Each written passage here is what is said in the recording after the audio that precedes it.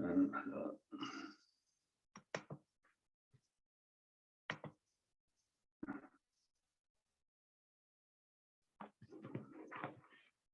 so good afternoon, good evening.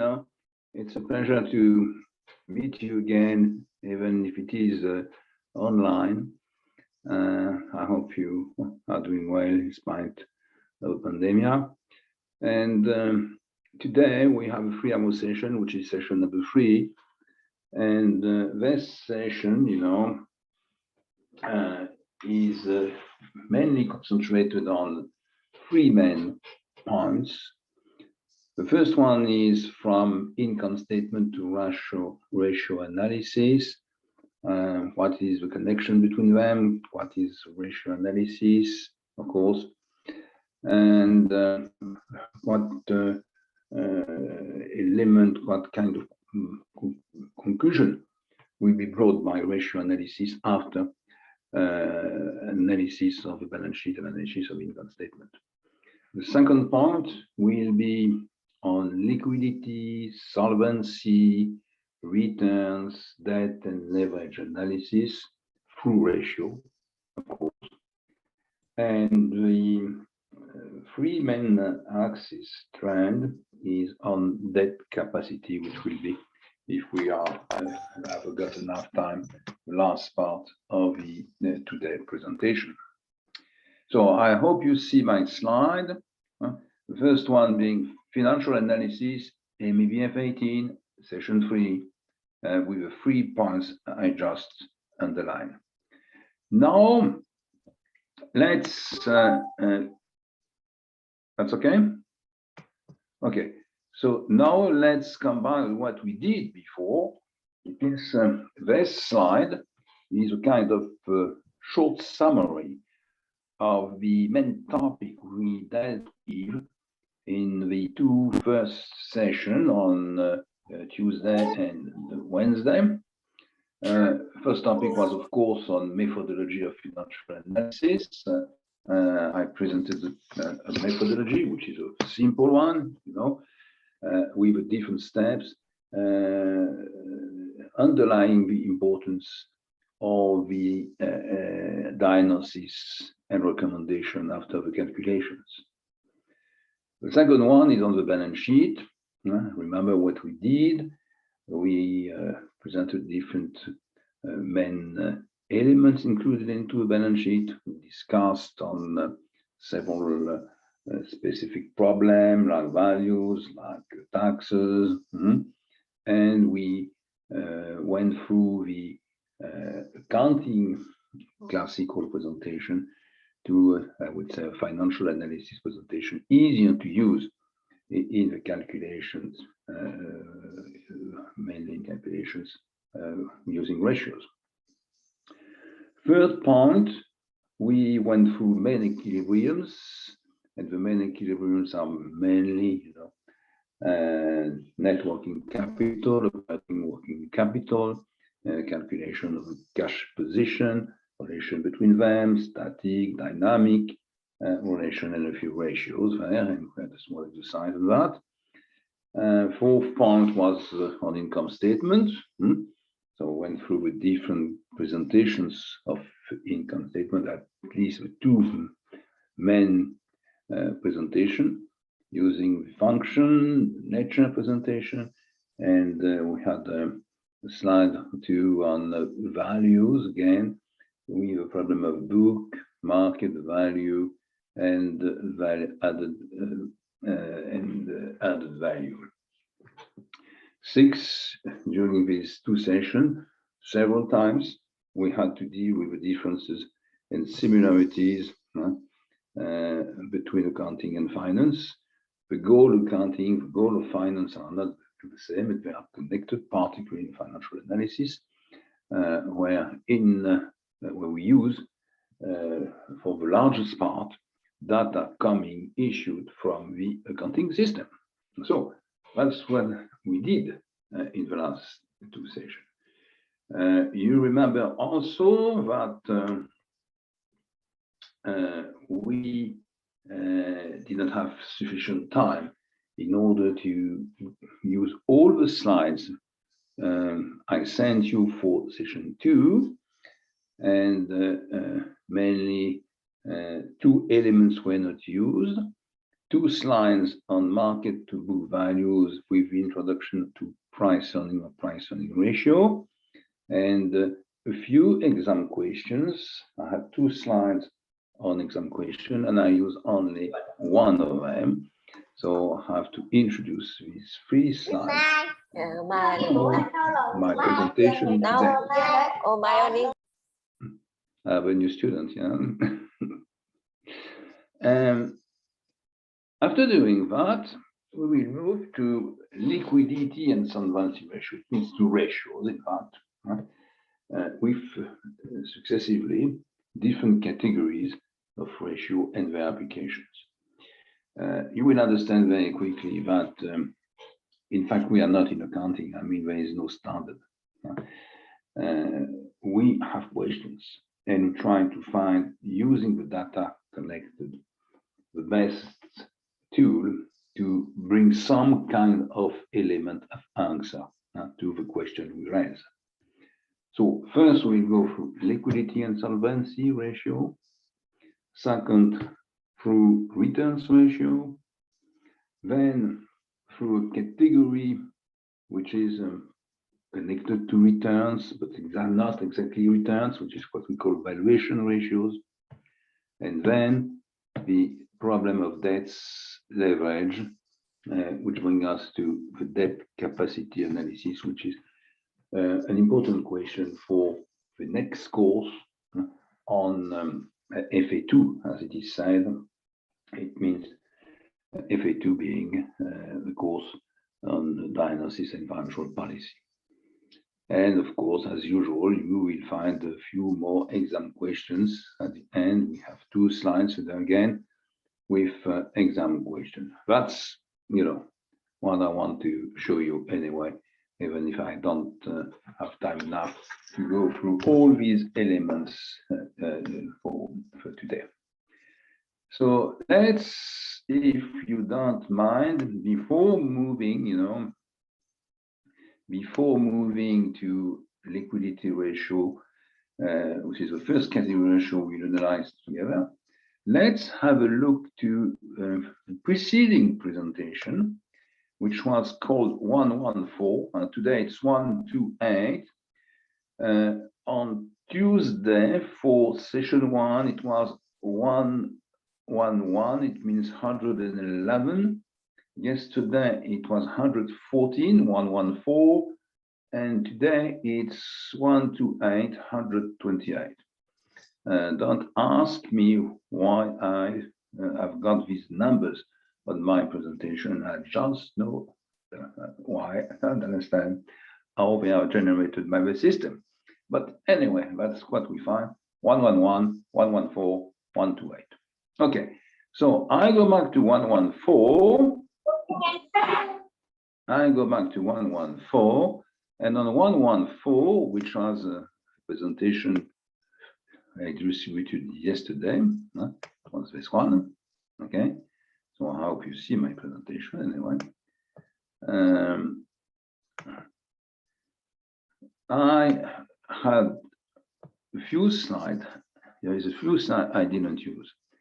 If you remember, we went up to the income statement ratios, the end of the income statement ratios analysis, and we had this slide left: market to book value 1, market to book value 2,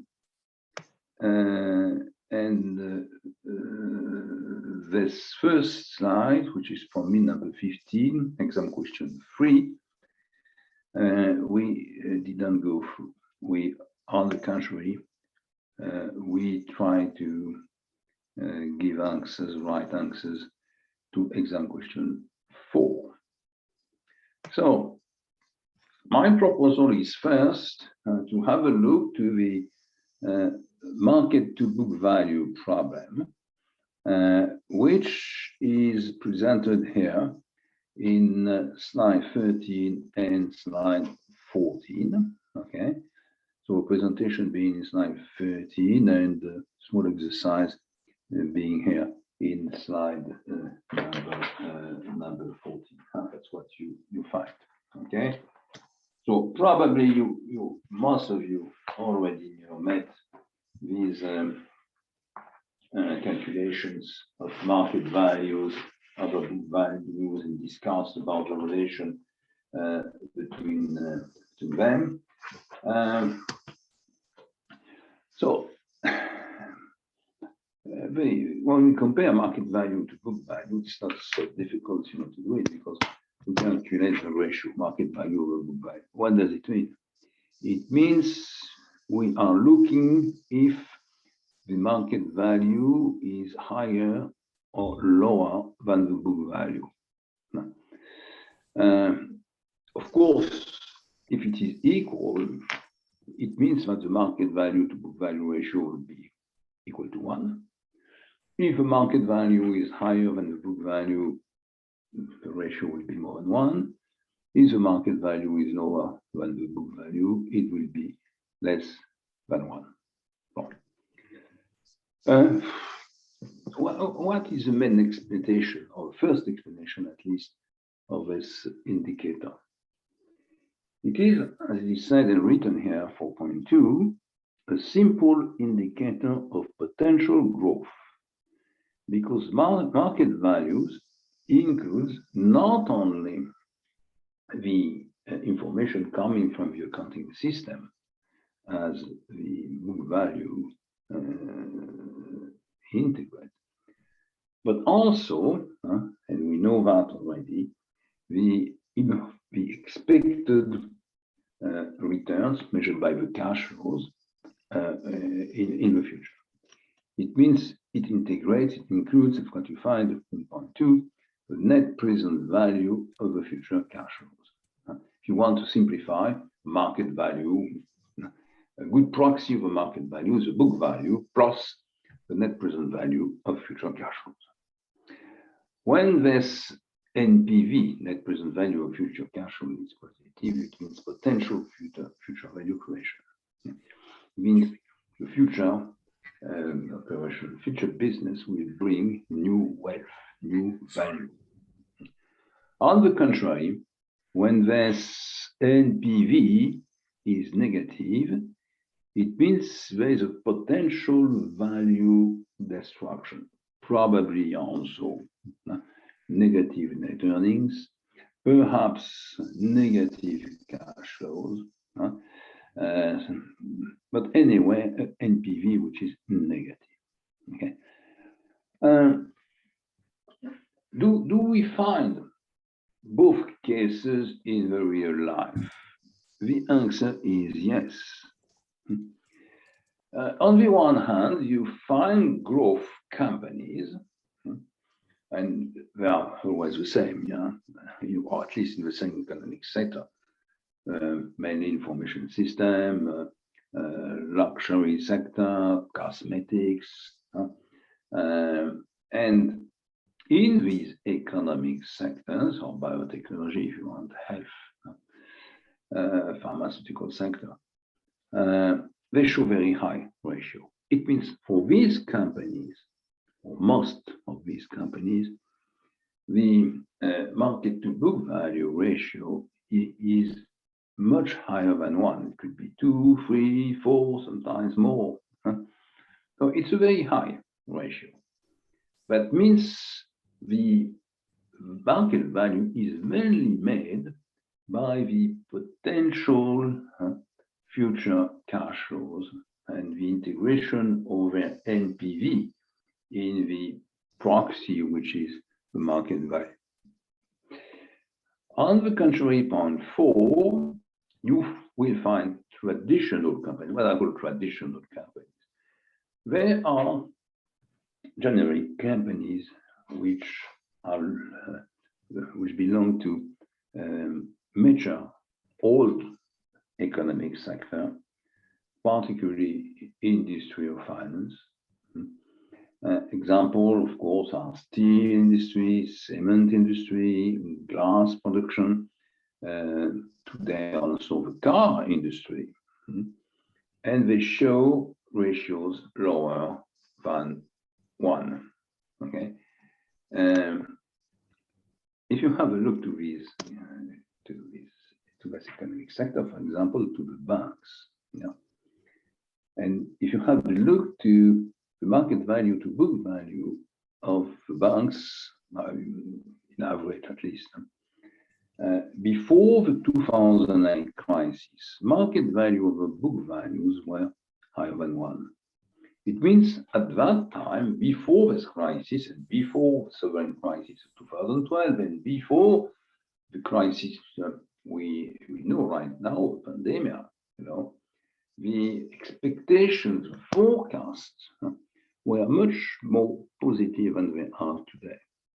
Market value, when they offered 1.5, 1.7, they were not as high as for the information system or for luxury or for biotechnology and so on, but they were higher than 1.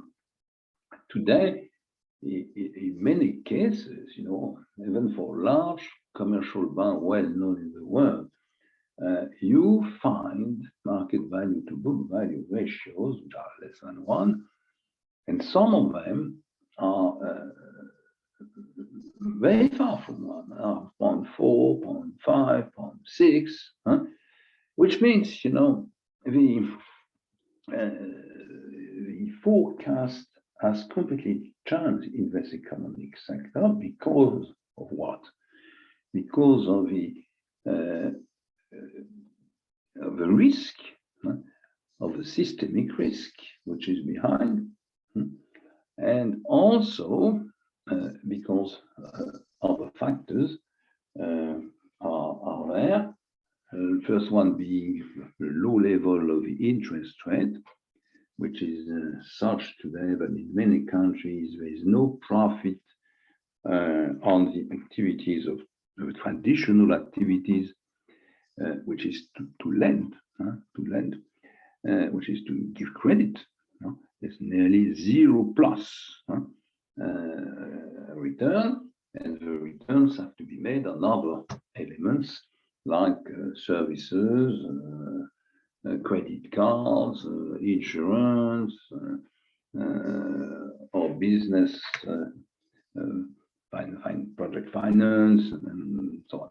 Okay, so the traditional activity, because of the level of interest rate, is less, is potentially less with lower returns than they were before. And probably the last element is the modifications of the relations with customers with the introduction and development of digital methods or digital relations with the customers. That means investment, innovation, changes in management, and so on. And this is, at least at the present time, costly. Perhaps it will be different in a few years. So for the banks, you find a situation which is very different what it was about 12 years ago, 13 years ago. So you have these two elements: growth companies and traditional companies. They show different values. Okay. You find also specific cases today because of the pandemic, and the two cases we know can underline are the aeronautics and the airlines. If you have a look, to the producer of planes and all their subcontractors, they show to them market value, book value, which are not very far from 1. Generally, a bit under 1, something like 0.9, 0.8, 0.5, 0.85. And for airlines, they are very, very low. today. Some of them it's 0.2, 0.3. So they went down since the beginning of the pandemic. They increase again. And we are not so far from one for the aeronautics, and they are still very low for the airlines. So, you know, market value to book value ratio depends also of external shock, because the pandemic is a sanitary shock, but it's also an external economic shock. It's a disruption which cannot be forecasted, you know, and progressively the firms which were in the center of the crisis, you know, are restructuring and are coming back slowly to an equilibrium between market value and book value. So this is what I wanted to present. It's how to use that, you know, how to use market value to book value. It's a good proxy of future growth. If you believe that markets should integrate efficiently, it's a question of efficiency, as we say in financial theory.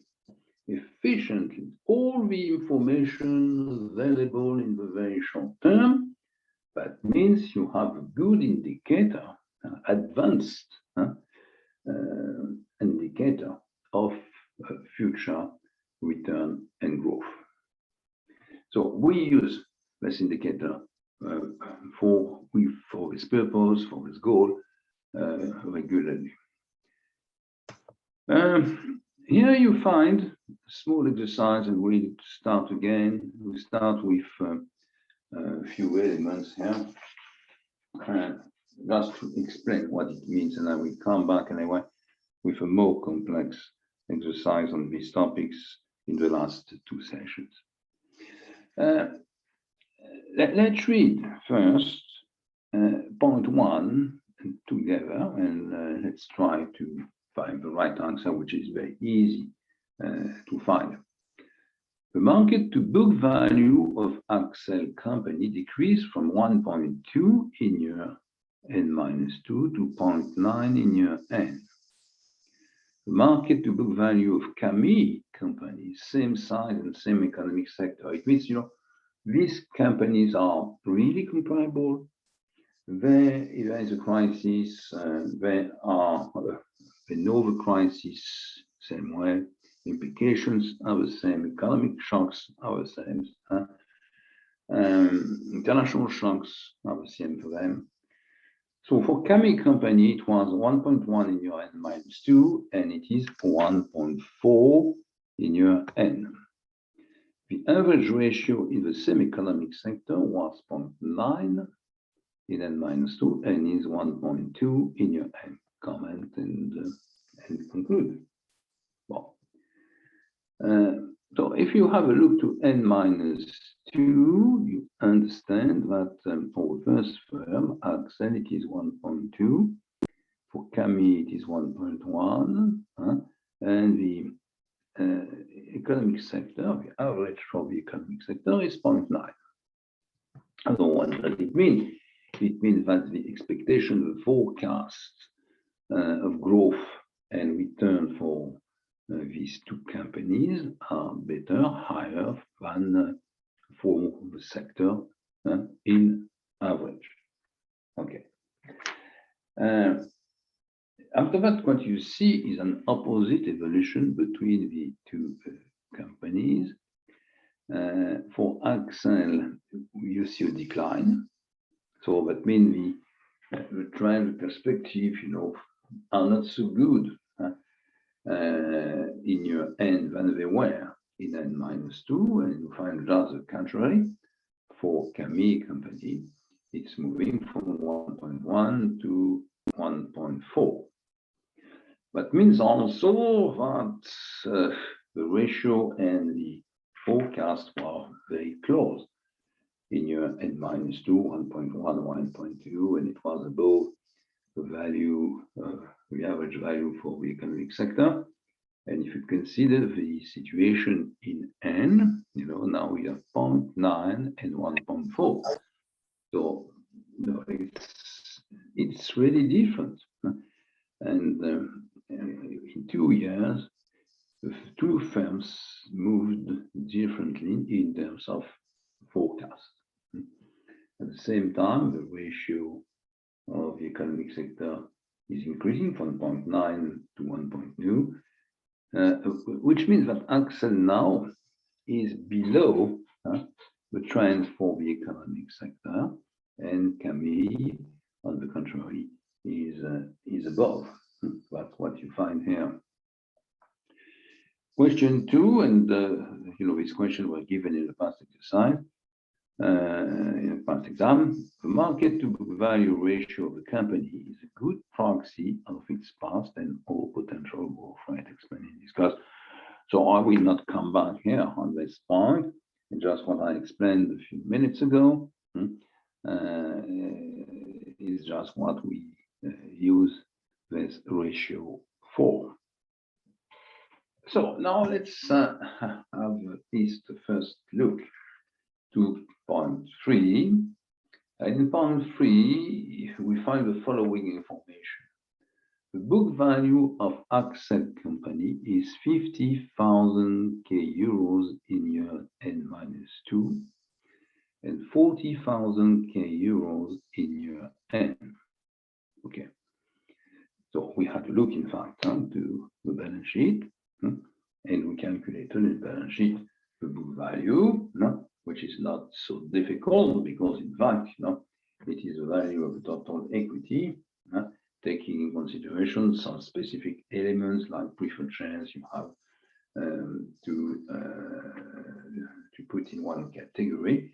Is it partly debt, partly total equity generates nearly 100% total equity. The total number of shares is 1,000 in year -2 and only and 1,200 in year n. So there is an increase in the number of shares. So the increase in the number of shares is probably due to an equity issue, and we'll come back later in FA2 course on equity issue and the consequences of equity issue. It also, the CFO asks you to calculate the market value of a share in year n-2 and in year n. Okay, so this is where we are. So what do we know? What do you know here? You know the book value of both companies. You know the number of shares. And for Axel, you also know the market value to book value ratio. If the book value is 50,000, and as it is said in the first paragraph here, in year n-2, the market to book value for this company is 1.2. What does it mean? It means that the market value is equal to 50,000 multiplied by 1.2. And 50,000 multiplied by 1.2 is equal to 60,000. Okay. In year n, what's happened? We have a book value which has declined, probably because we had losses, 40,000. But at the same time, we had an increase in number of shares to compensate probably for losses. We had an equity issue, and the number of shares now is 1,200. What does it mean? It means, if you take into account a book value of 40,000 and 0.9 market to book value, which is given on the first line of the first paragraph, you get the market value, which is 36,000. So with the in n-2 with 50,000 book value, 1.2 market to book value ratio, we have a market value of the company, which is 60,000. In year N, with 40,000 book value and the market to book value ratio, which is 0.9, you get 36,000 for the market value. So market value of Accel is much higher in n-2 than the book value. It is lower than the book value, which is obvious in year N. And if you compare both book values, they decline. The value declined from 60,000 to 36,000. That's what you find here.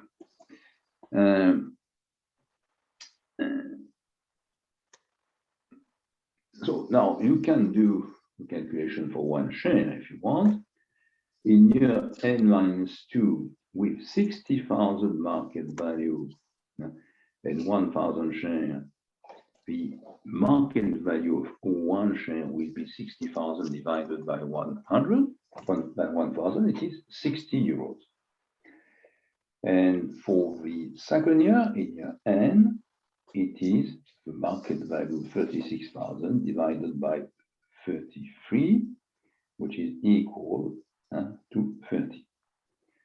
So the market value of one share has declined from 60 to 30, which has been divided by the factor 2 in these 2 years, with the losses, with the lower market to book value ratio, and also with a new equity issue. So that's what you can explain. The last part of the question is, he also asks you, the CFO also asks you to calculate the value of an investment of 20 shares in year n-2, an investment which is made in year n-2 at the end of year n. Well, so if he buys or has bought 20 shares by the end of n-2, at a price, at the market price of 60 euros, what we have already calculated, the value of the portfolio will be 1,200. And at the end of year n, it will be 1,200 multiplied by 30, which means it has been divided by a factor 2. So that's, basic use of the market to book value ratio. Question 3. Last question here. It's a very simple question again, but it needs, the introduction to another element. But we already met this new element, which is the split of the net earnings or net income, call it as you want, between dividends distributed in cash to the shareholders and retained earnings, which are integrated into the total equity level, right side of the balance sheet.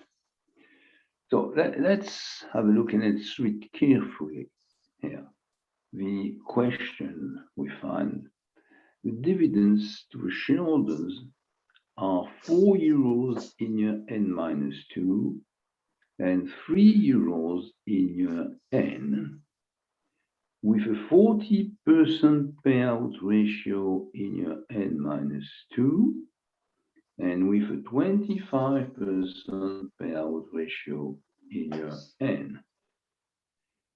The CFO also asks you for the PE, price earning, in both cases. Okay. So what does it mean? It means if you have a dividend, let's take here n-2. We have a dividend distributed of 4 euros. And we had a 40% payout ratio, which means that the net earnings, we are looking for the net earnings, yeah.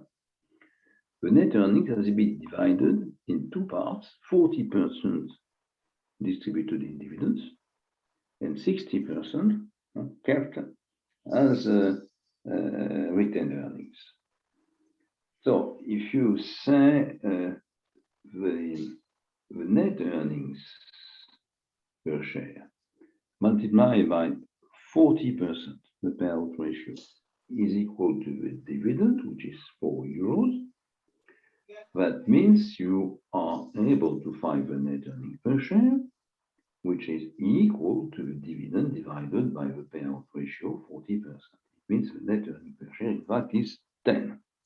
So if I put it another way, we have 10 net earnings per share, which is equal to 10, and 10 is divided into two parts because of this payout ratio of 40%.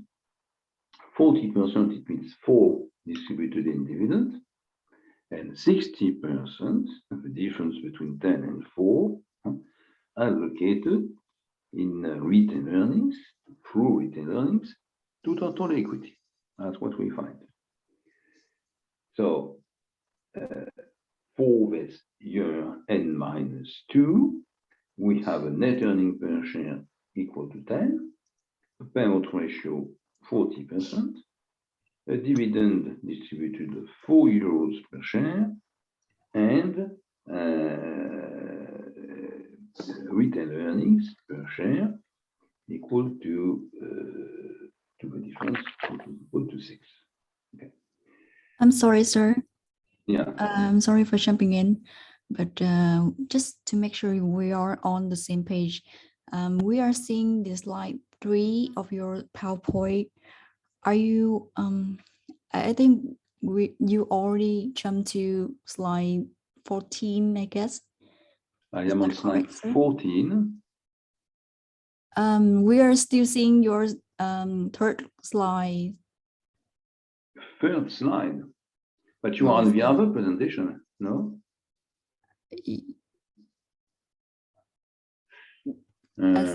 As we are seeing on the screen. Sorry for that. How can you be in? Maybe there's some technical issues. So slide number 3 is this one. Yeah, the screen is still frozen. No, it means you are on the other position. You are on. You are probably here. Yes, and. So sorry for that. Let's start again. Yes, sir. I appreciate that. Just tell me very quickly when there's some technical problem, because I cannot identify the problem. Thank you, sir. Thank you very much for your question. So let's check if you are in line right now. So I come back here. Yeah. So you are, if it works well, let's see it properly. You should have on your screen something which is financial analysis, market to book value 2, with 4 different points, 1, 2, 3, 4. And the first line is market to book value of Accel company. Is it correct or not? It's still the same slide, Professor. It's still the third slide, financial analysis, MEBF 18, section 1 and 2. Surprising. What's happened there?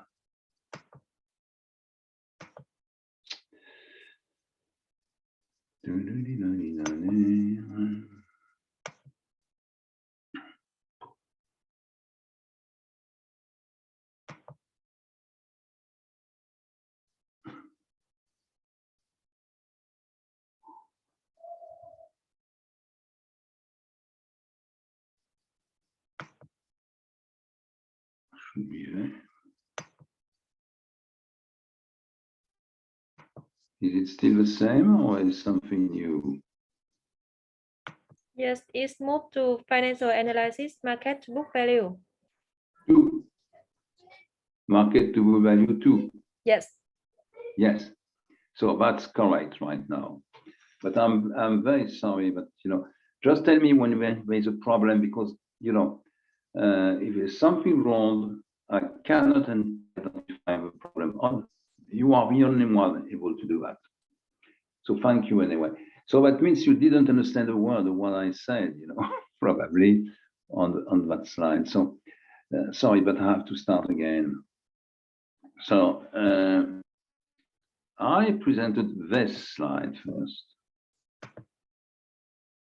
Yeah. So this is market to book value 1.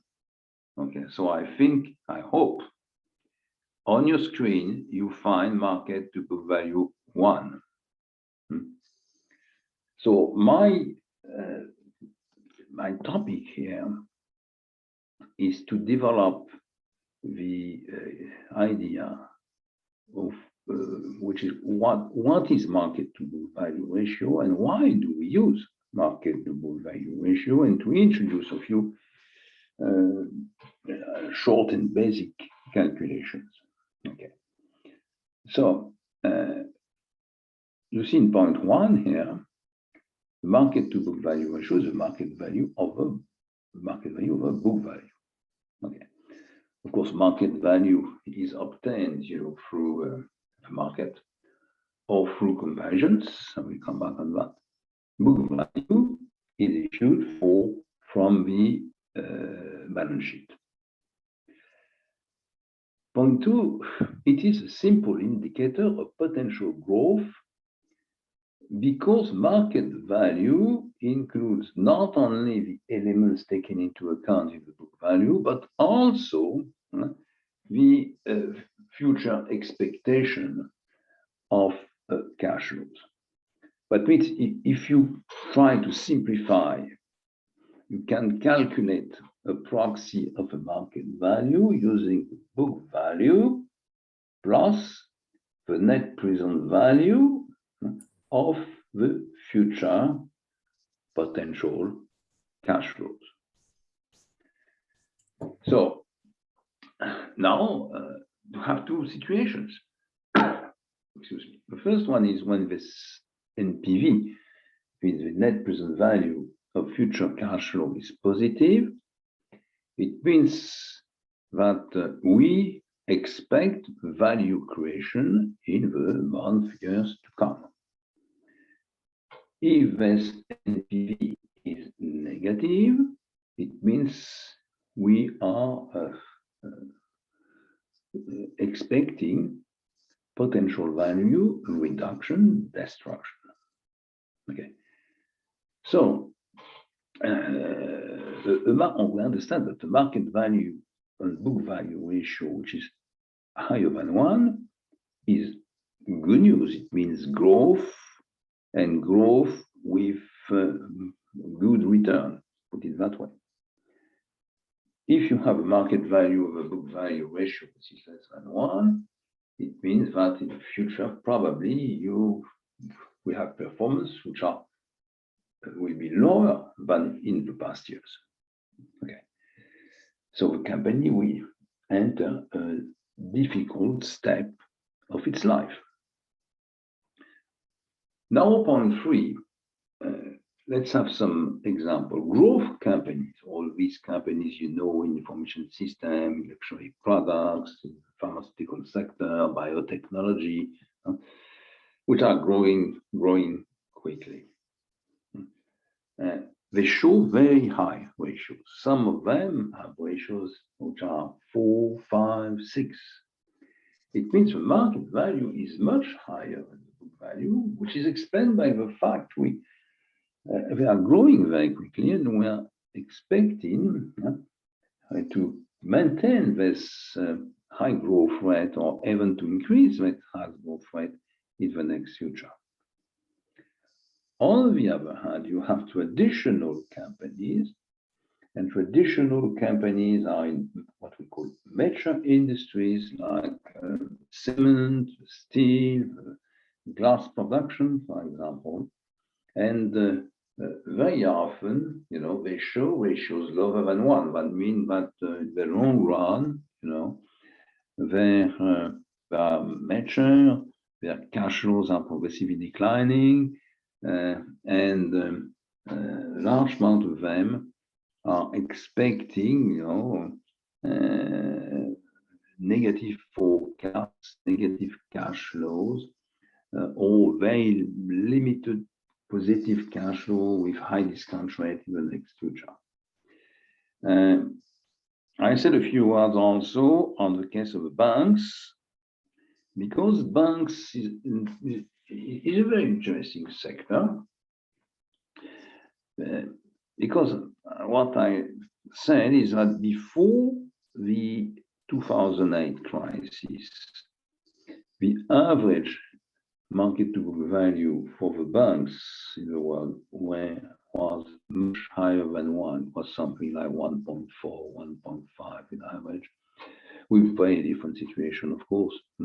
But anyway, in nearly all the countries, you find banks with market to book value higher than one.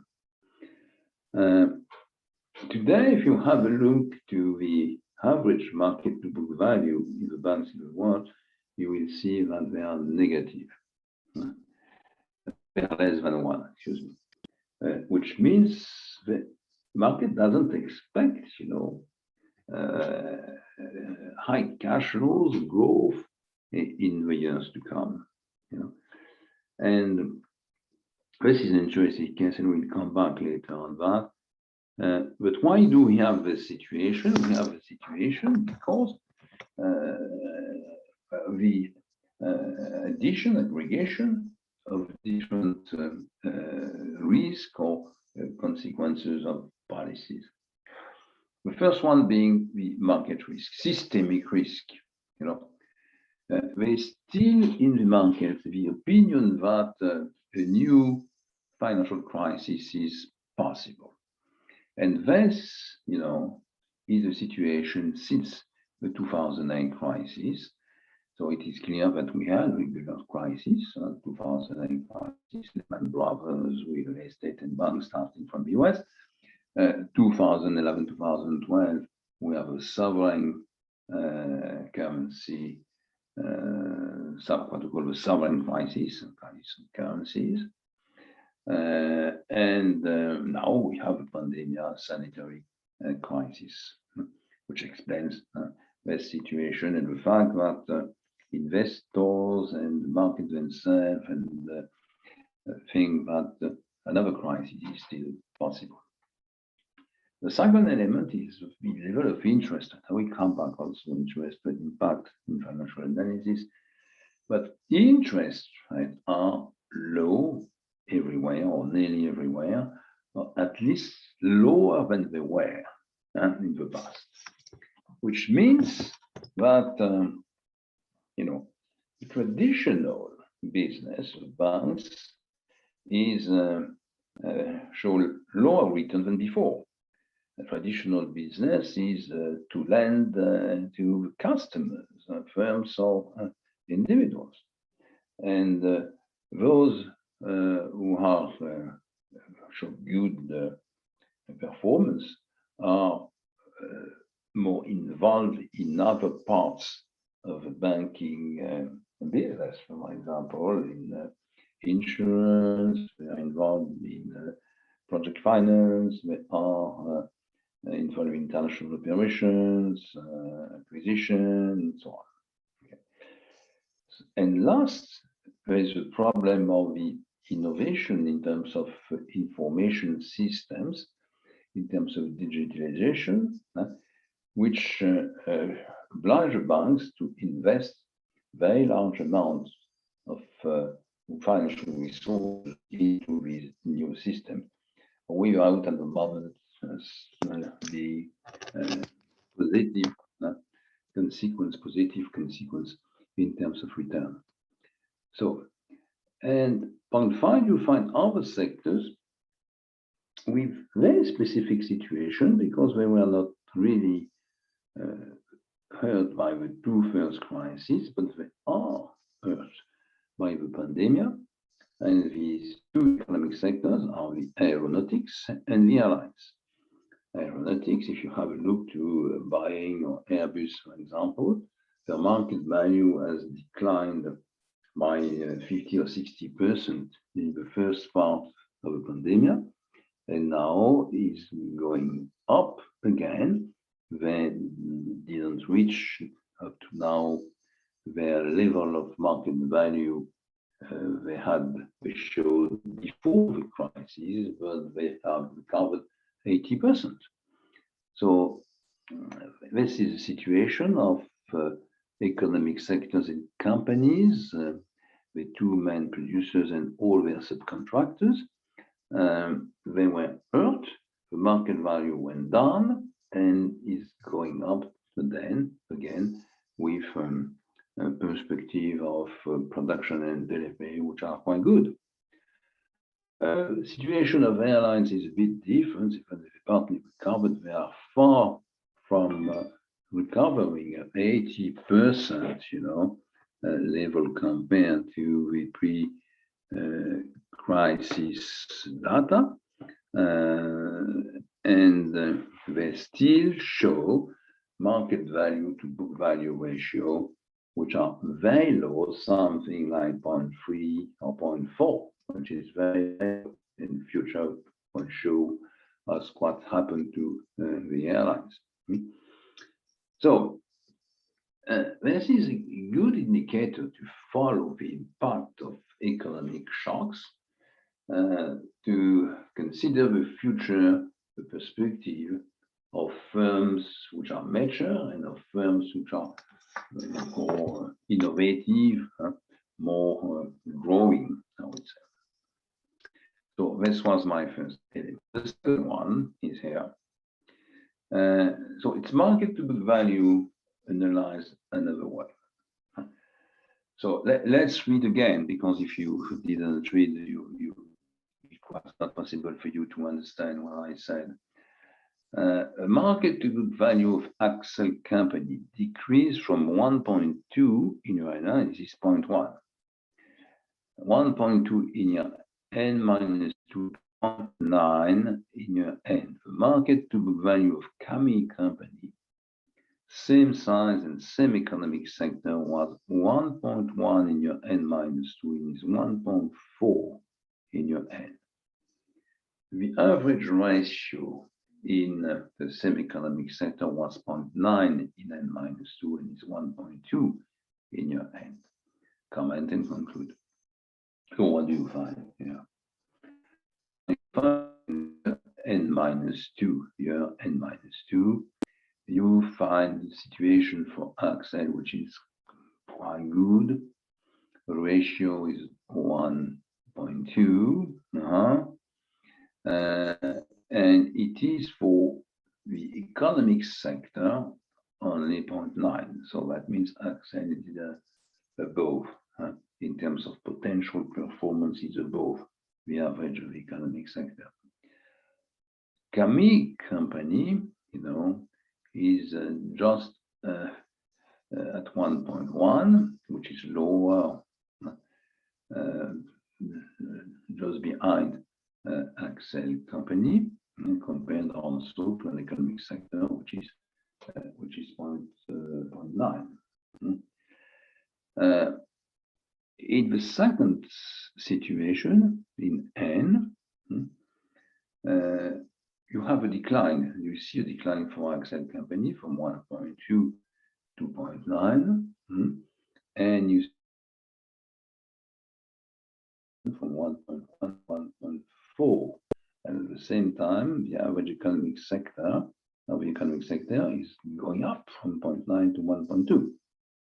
But when the situation is completely different right now, Accel company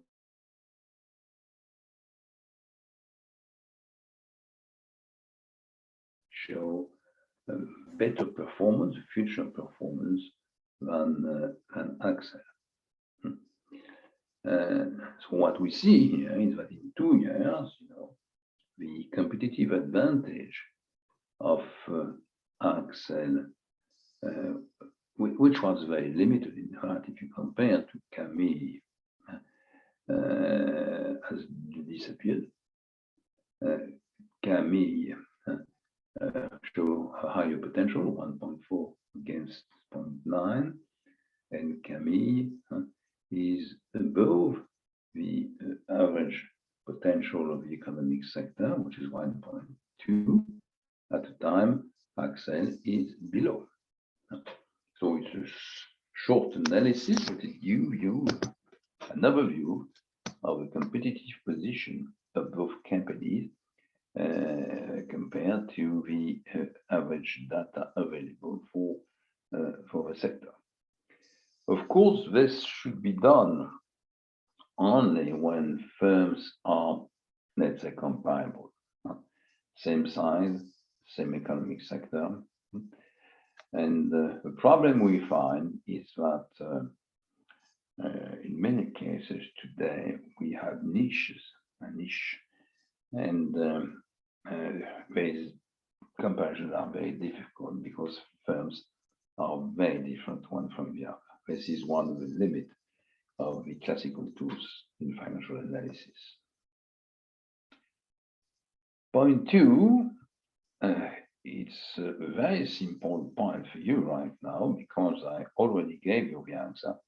The market to book value ratio of a company is a good proxy of its past and of potential growth rate. This is explained and discussed. This is what I just explained a few minutes ago. Market to book value integrates not only the book value, both sides, but also for market value, the expected consequences of growth in terms of cash flows. And the question is mainly, is it positive or negative? You understand that, on that point, the financial analysis approach is not so far from what you learned in the investment decision course. Anyway, we will have in another slide later, among the exam question, one question about comparables. So we'll discuss again about that topic. We have point 3.4, which are different, but I need this information. I think you can understand that easily. Let's read together question 3.3. The book value of Axel company is 50,000 euros in year n-2 and 40,000 euros in year n. This is for Axel.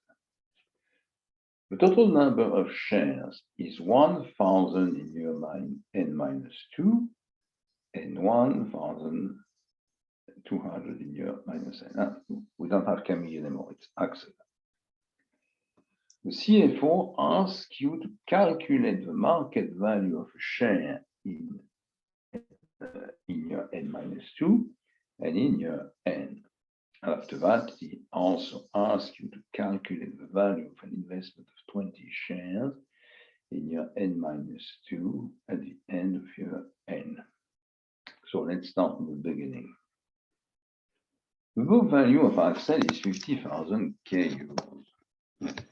And you know from question 1 that in n-2, the market to book value ratio for Axel company is 1.2. That means if you multiply the book value by 1.2, which is a market to book value ratio, you find the market value, which means it is 50,000 multiplied by 1.2, and it is equal to 60,000. Now, if you do the same the year after, in year n, you get 40,000 euros for the book value. And if you come back to the first paragraph, you find 0.9 as a market to book value ratio, which means if the book value is 40,000 with a 0.9 market value to book value ratio, the market value of the company is now 36,000, 36,000. So, in terms of market value, what we find is that we have a decline in the value. 60,000 in N-2, 36,000 the year after, 2 years after. So now if you come back to one share, number of shares, it is said on the second line of part 3 is 1,000 in your N-2 is 1,200 in your N. That means you can divide in your N-2 60,000 market value by 1,000 and you get the market value of one share, which is 60. For the other year N, we have, as we said, 36,000 for the market value. You divide by the number of shares, which is 1,200, and you get 30.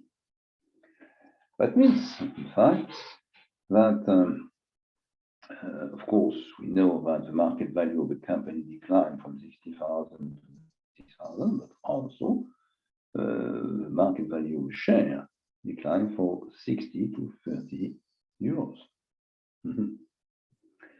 Now there is a last point here, which is easy. The CFO also asks you to calculate the value of an investment of 20 shares in your N-2. And these 20 shares, which were bought, investment 20 shares, which are bought in N-2, and we want to know the value in N, which is quite easy because, of course, at the end of your N, when it was bought, it was 20 multiplied by the market value per share, which is 60. And the portfolio had a value of 1,200. And now a portfolio has a lower value because the value of the share is not is much lower. It is 30. So we had 30, the price of a share, market value of a share multiplied by the 20, which is 600 for the value of portfolio. Value of portfolio has declined by 50%. Okay. Last question. We introduce here something which is new, which is payout ratio, and we say a few words also on the price earning. We already met this concept, which is that the net income or net earnings is split into two parts after the annual meeting of the firm. The first one being distributed dividends, it's cash given to shareholders, and the second one being through retained earnings transferred to total equity. So if you accept the idea of the definition that the payout ratio is the amount of dividend divided by the net dividend divided by net earnings, and dividend divided by net earnings here is equal to 40%. That means that 40% of the net earnings, what we are looking for, net earnings per share, is equal to the dividend, is equal to 4 euros. So if the dividend is 4 euros and the payout ratio is 40%, we have to divide 4 by 40% to find the net earnings per share, which is 10 euros. If you put it another way, we have a net earnings per share of 10 euros, a payout ratio which is 40%. If you want to calculate the dividend, you take the net earning per share 10 multiplied by 40%, which is equal to 4, what we already know. And of course, if you want to calculate the net earnings, it is 10 multiplied by 60%, which is equal to 6. So we understand that we have a company in year n-2 with a net earning per share, which is equal to 10, and a payout ratio of 40%, which means a dividend 4 and retained earnings per share equal to 6. Now, we say the CFO or the shareholders decide, for example, because we have to finance new investment or new acquisitions, they decide to modify the payout ratio and to reduce this payout ratio from 40% to 25% between year n-2 and year n. Okay, so the question is really what's happened here.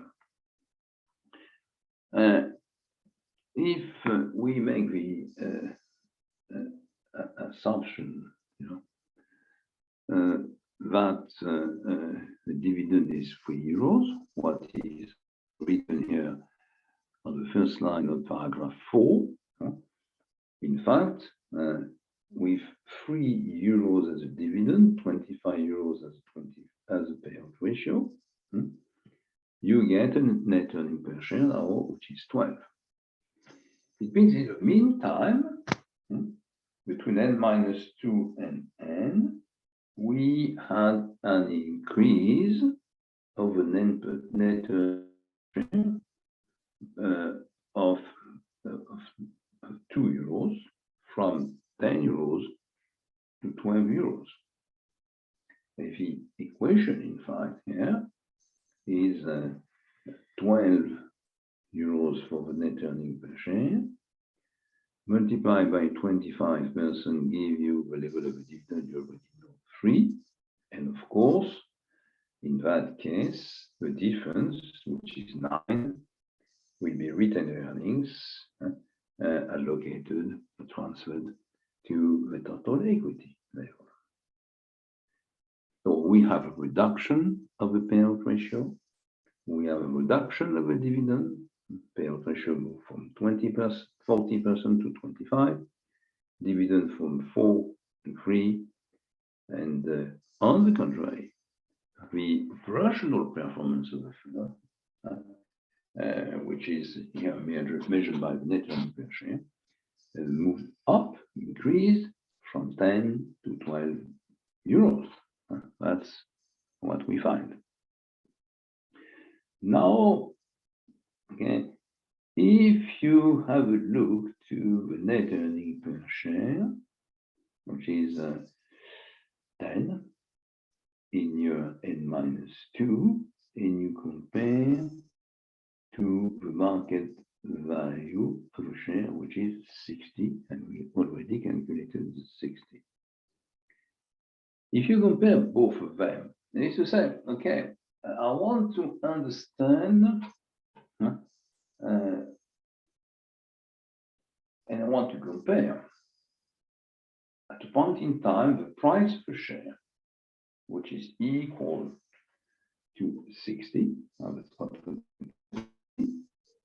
to the net earning per share, which is 10. It means how many times, how many years of net earning per share the potential buyer of the market accept to pay to acquire a share. And what you find here is that it is 60, the market price of a share, divided by 10, the net earning per share, and you get a multiple, which is 6. The new shareholders in the market, to get a new share, accept to pay 6 times 6 years of net earning per share. This is what we call the price earning, price of share divided by the net earning per share. We have the books of the article PE or PER, which is the P for price, E for earnings, and R for ratio, PER. So we are already in ratio calculations. Yeah. If you do the same for your N, what do you find for your N? We know that the net earning per share is 12. We already calculated that. Okay. And of course, now you compare the market price of a share, which is 30, to the net earning per share, and you divide 30 by 12, which gives you a 2.5 multiplier. It means that now the market, has changed its mood, accept only to pay 2.5 years of net earning per share in the price of a share.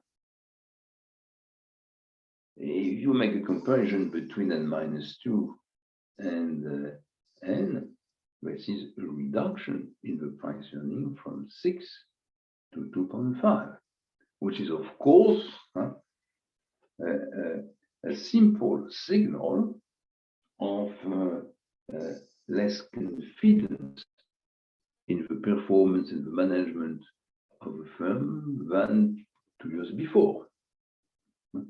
It is translated immediately into a charge, a reduction in that case of the price earning. This is what we find. Okay, so I wanted to show you one fast before going further, and of course, the end of the process here is to move to ratios. PE is one of the main ratios we find in financial analysis, which is very useful. Now, what do you think about the price earning ratio? Just a few considerations. 3 main elements, 3 main points. The first one is, do you think that the price earnings are stable over time? Still the same price earning. The example here, which is a very limited example in terms of calculations and information taken into account, show you that PE are moving over time. For this company, PE moved from 6 to 2.5. And of course, when it is higher, that means forecasts show a more optimistic future than when it is low. Means here, the market, the investors were more optimistic in your N-2 than in your N. If you have a look to the real world, you understand that for the same company, we are moving up and down. For example, I said a few words of the banks, and if you compare 2006 or 2007 price earning averages of the banks and price earning of the banks right now, there is a change, they decline. Even if they went up in the last 7 or 9 months. Okay. So, price earning of a company or an economic sector are not stable over time. They take into account the potential returns, they take into account the potential risk, they take into account the challenges in the business model, like for bank digitalization, for example, and competitions coming from non-banking players. Well, this is the first element. The second one is what's happened globally. I mean, if we are able to calculate the average price earning of firms in a country, is it stable or not? again, the same thing. It's not stable at all. The price earning went up again in the last few months, after the crisis, and they are not so far from the upper level they reached in 2000, before the internet crisis and before the Lehman Brothers crisis in 2007. But we know that they went down to very low level, about a reduction by 50 or 60%, in 2001, 2002, after the internal bubble burst, and also after the banking and real estate crisis in 2008, 2009, and again after the sovereign debt crisis in 2012, 2013, and again after the beginning of the pandemic crisis, in March, April, May, June, July 2020. So the average PE of the economy is not also stable. It depends on different factors, and particularly of the different economic chunks, some of them being due to real estate crisis, some of us to banking crisis, some of it to sovereign debt crisis, some of it to pandemic crisis. This is the second factor. The third point is that this PE can be very different from one economic sector to the other. For example, today in Europe, we have an average price earning which is around 15, around average. But we find companies with much lower price earning. For example, the car industry. The car industry, even if the situation is better than it was 1 year ago, is around 9, with an average for the market which is around 15. But on the contrary, if you consider some firms you probably know, like luxury firms, Hermes, Louis Vuitton, LVMH, Vuitton, and Montennesi, or information system firms, like all these Microsoft, Apple, and so on, you find the price earning which are much, much higher than the average, more than 30, 45, 50, and even less analysis can be extended to other economic sector, like the pharmaceutical sector, like the cosmetic sector, which are between 25 and 30. So, the variety of price earning, it depends also on the potential growth of the sector, of the business model. And we see differences, very high differences. The consequence is that if you have a look to the top market today, we understand that the traditional firms, which were, in terms of market value, the highest values, I say, for example, the car industry, the petroleum industry, the traditional banks, no, they are not anymore the number one, number two, number three. The first, the first firms in terms of market value are not anymore in the economic sector, but they are in the information system and pharmaceutical sector, in the luxury sector, and so on. The world has completely changed in about 15 years, and these basic instruments are very useful to understand what's happening, to follow in the short and in the long run what's happening in the market, to move value, of course, and also the the price earning ratio. So this is what I wanted to show you on market value to book value at that time. And I leave this concepts right now. And I want just to bring a few more on exam question. We are exam question 3, scheduled for yesterday. It's slide number 15 here. It's called Financial Analysis, exam question 3.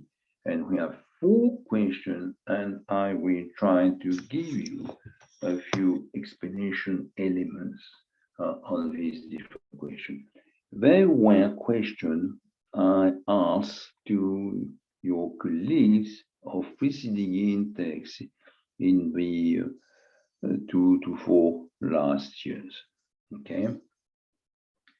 So among them, and they are more difficult than those that we met yesterday and the day before. First one, some sets. Or let's start with number 2. Intangibles are counted at full acquisition cost, but VAT is not included. Is it true? Wrong? Explain, discuss. That's always the same question.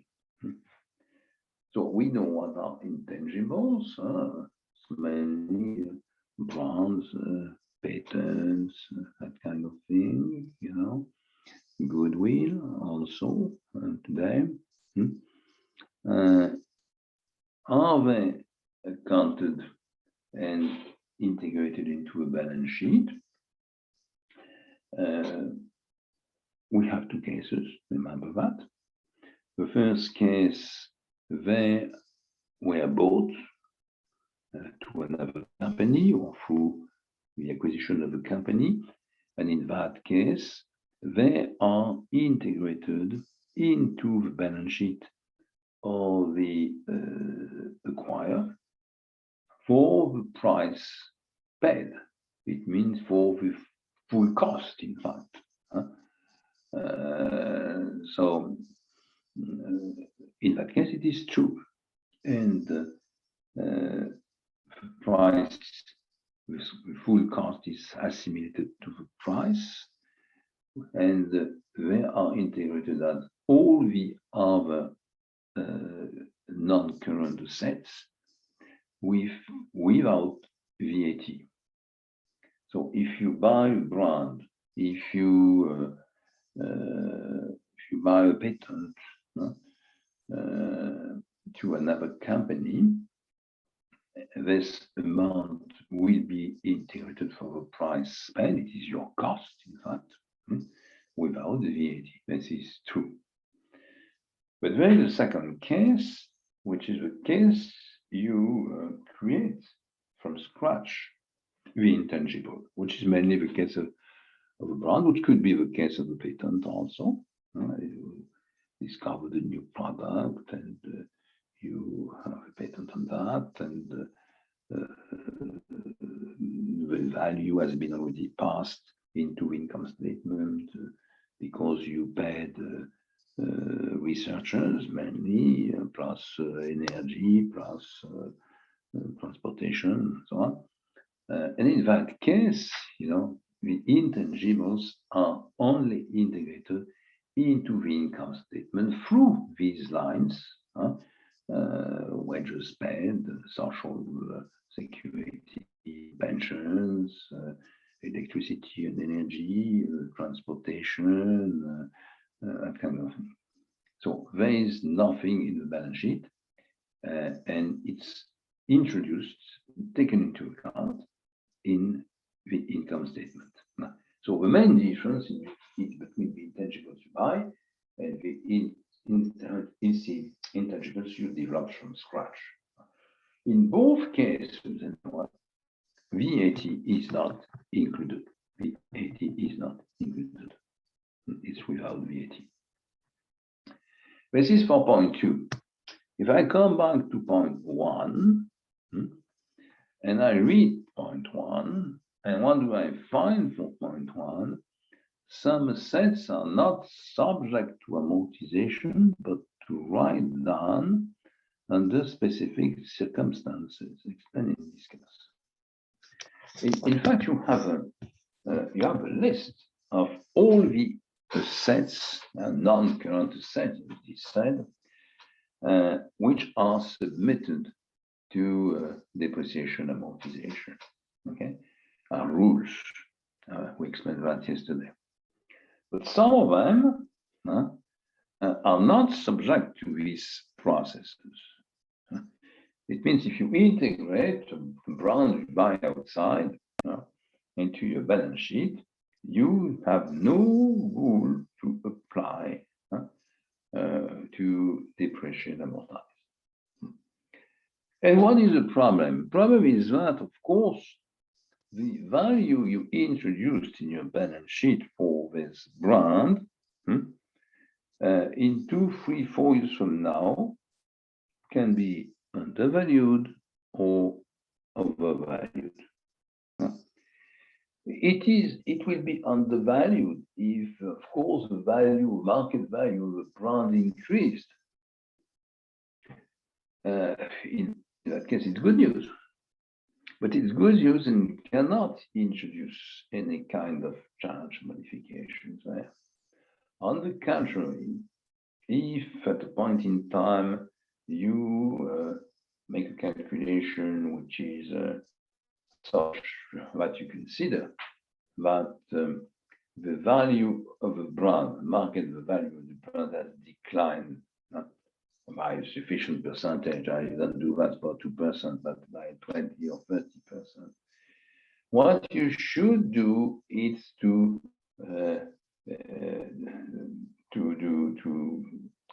organize or to introduce what we call a write-down. It means a reduction of the value of a brand by the percentage of decline in the market value of this brand. If you decide, for example, also to just to eliminate this brand, I think it's no value and it's competition with another of my brands which perform very well. I just want to kill the brand, but you have to pass a write-down for 100% of the value which has been taken into account in your balance sheet. So write-downs, are allowed in order to take into account the evolution of the market value of an intangible. And this write-down is not regular, it's not a 1 year new decision. Generally, it's made when there is an evolution or a decision on the future of the brand of the intangible. So 2 main cases: the intangible you buy outside, the intangible you develop scratch, and after that, when they are in the balance sheet, now for those who have been bought outside, they are not submitted to a classical process of depreciation amortization, but to a specific original and individual process, which is called write-down, which takes into account the evolutions of market value of the intangible. This is for question 2. Now, let's have a look to question 4. We didn't say a word about that, but we have more and more, derivatives. And you should learn more on derivatives, even if we introduce some elements of derivatives in the program. Because as in all the growing and developed countries, Vietnam will develop derivatives, more complex derivatives in the future. Of course, the traditional derivative, which is derivative on currencies, And there's room for that in Vietnam, and because of the policy of management policy of the Dong by the Central Bank of Vietnam. Dong will be more and more used outside Vietnam. And there's also a problem of hedging the relative position of the US dollar and the Dong. They are pegged, but not 100% pegged. So there's a slack. And some firms need, of course, hedging policies to hedge this slack. But Vietnamese firms or foreign firms, they need also hedging tools to manage their position between the currency they publish their accounts in and the Vietnamese dong. You understand easily also that what is needed for Vietnamese producers and firms is derivatives on commodities. For example, Vietnam is today number one, number second, probably export countries for coffee. And of course, we find coffee markets outside Vietnam, but there's probably room for a market, derivative market with futures, with options in the country. Third example, it's on the stock market. You already have an index, but indexes should not be only calculation and kind of summary of the value, global evolution of the stock market. It is of course used to manage investment funds, and it could be used also to hedge position either on the stock markets or even for firms to hedge the value of their own equity. So there is room for that.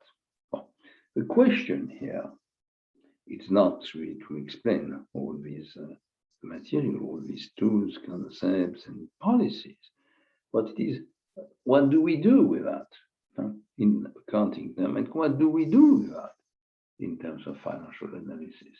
Okay, in terms of accounting, there is no element at all in the balance sheet, but you find specific informations below the balance sheet which are published, and particularly when you integrate completely the international norms as there are now with the IFRS system. You are supposed to bring information, details on the position of a firm. So you don't find the impact, at least the direct impact on the net working capital, operating working capital, or one of the margins in the income statement, but you have this information. It means it's more risk information than anything else. And that means also that, accounting systems and financial analysis have not been created to take into account and to manage these positions on derivatives.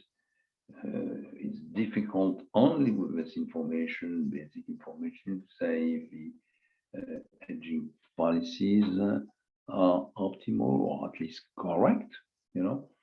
If some of them are completely speculative, creating risk also to the firm. So anyway, the only information available is below balance sheet, and it is useful, and we saw later in another course, to create a specific table to try to analyze the positions of the firms on this market. Some of them could be right ones, the optimal ones, some of us be introducing new risk in the firm, in the financial analysis.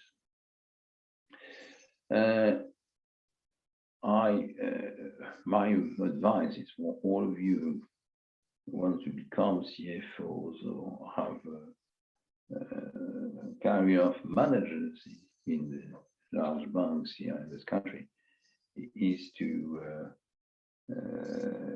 go further into the knowledge of derivative. It will be very useful for you in the future.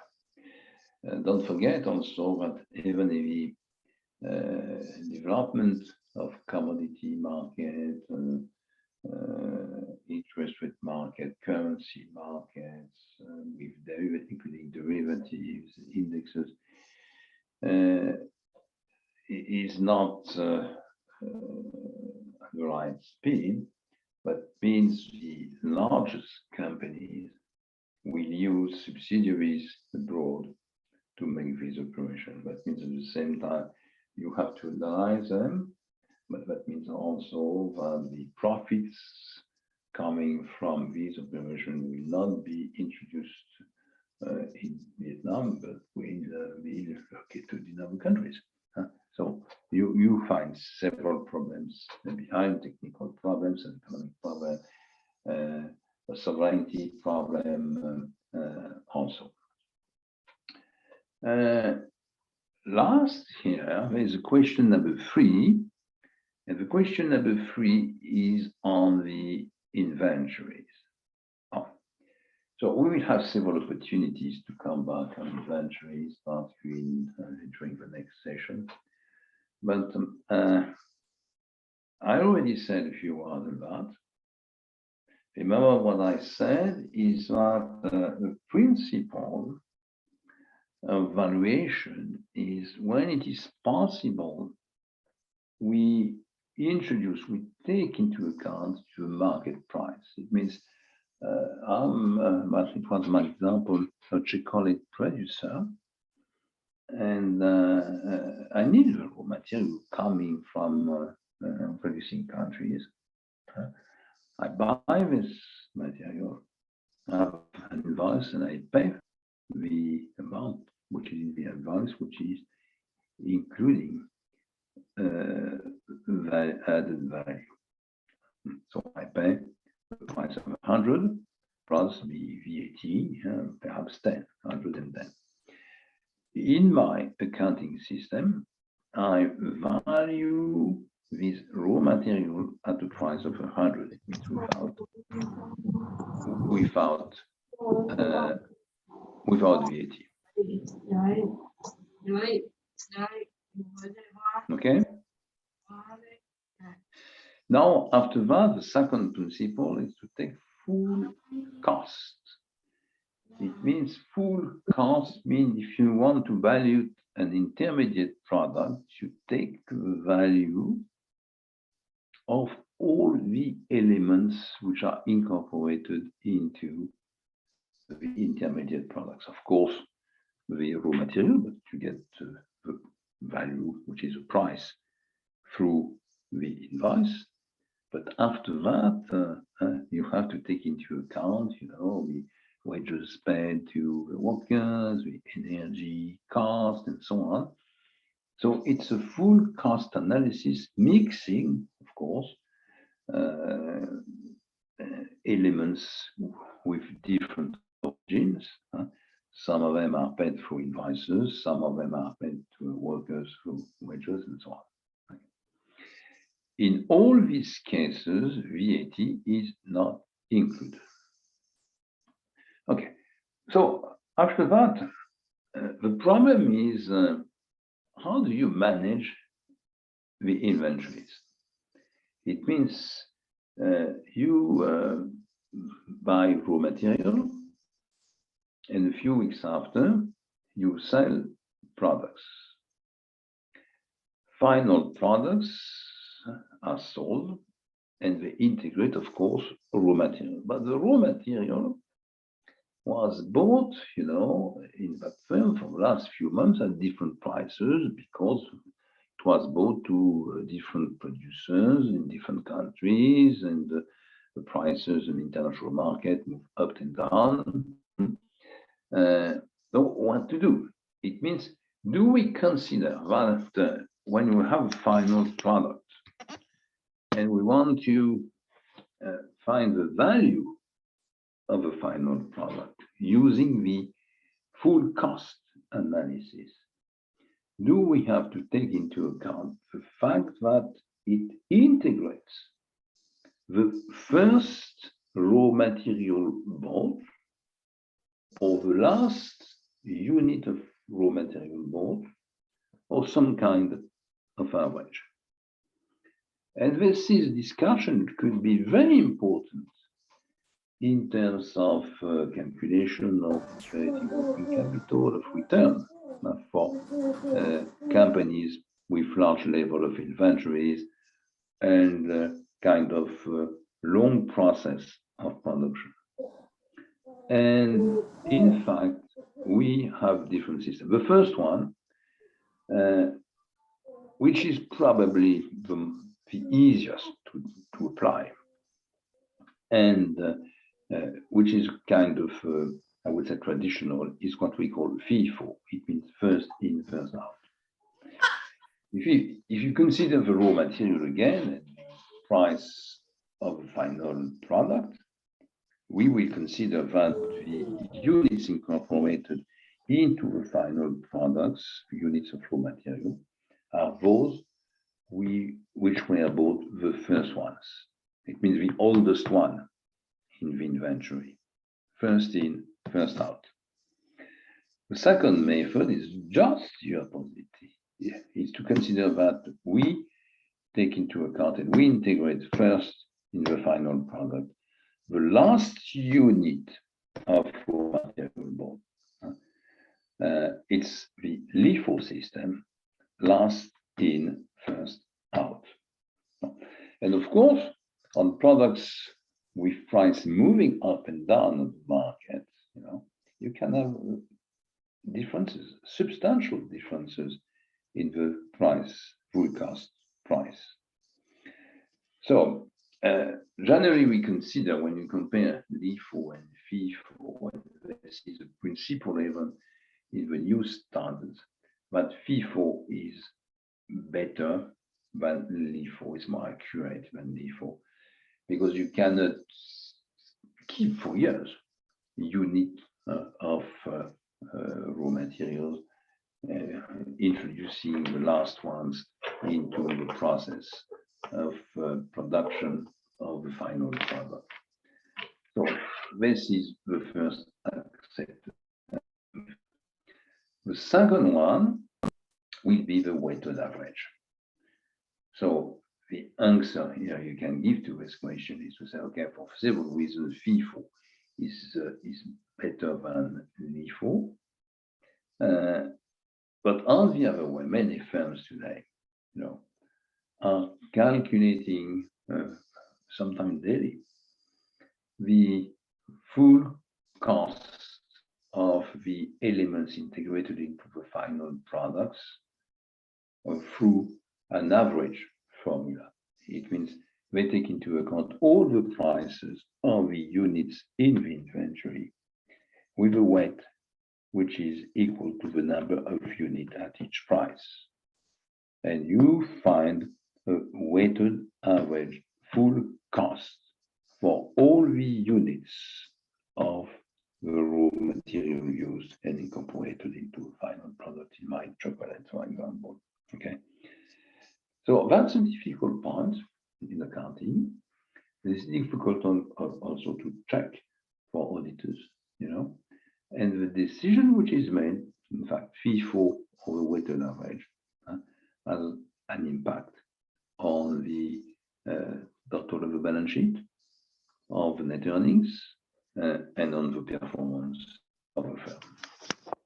This is what at that stage I wanted to show you here, So I had 4 questions, one on intangibles, valuation intangible, the 2 cases. The second one on the process of value reduction of these intangibles mainly. Those element of non-current assets which are not submitted to rules, accounting rules of depreciation and amortization. And we use a write-down approach. The third one is about derivatives, and this is an important point for the future and for companies involved on the market. You know, my producer of chocolate will buy unit of raw materials in other countries, and he will buy also, for example, other products like milk, perhaps in other countries. The payments will be made in another currency than the other currency is publishing the account in. So he has got risk with the process of production on different commodity market and also on currency market, and he has to hedge. Companies are not there. Production and commercial companies are not there to keep that kind of risk. They should hedge this risk using the best instruments, tools available, and this has to be integrated somehow in the accounting exam and also in the financial analysis. Okay, so what I did here, and I will move again to the other presentation, was to introduce, and to try to explain the market value to book value ratio with a short calculation exercise, and also to go through some more questions, specific questions of financial analysis, which were also questions that I raised for to your colleagues of the past index. So I try now, and I hope I will succeed, to move to presentation 128, which is a normal presentation for today, where the first slide is financial analysis, MEBF 18, section 3. So I think I did what was necessary to put this presentation on the screen, and I see this presentation on my screen. You should say if you see or not this slide, financial analysis, MEBF 18, session 3. Now, if not, I have to find it. You see my slide? Please, yes or no? I'm waiting for you. Yes or no? So my hypothesis is that it is yes if you don't say no. Yes, we can see your slide. Do you see my slide? Yes, Professor. Okay. So, I already said a few words on the slide number 2, 3. Okay. And now I'm supposed to move to the ratios, starting with liquidity solvency analysis. So it's time for a short break, 10 minutes, no more, and we move, to ratios. And first with the liquidity solvency analysis through the first approach, which is the balance sheet calculations approach. So 10 minutes break, and we start again on the ratios. Thank you very much.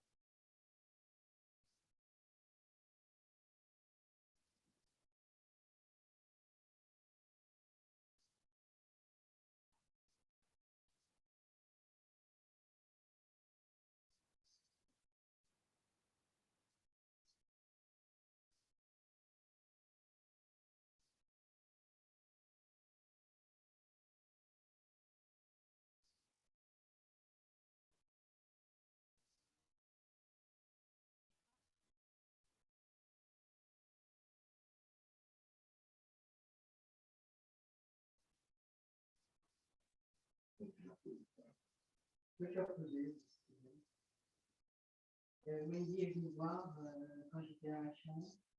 J'ai aperçu qu'elle est partie, elle était sur la terrasse, sous la table de ping-pong.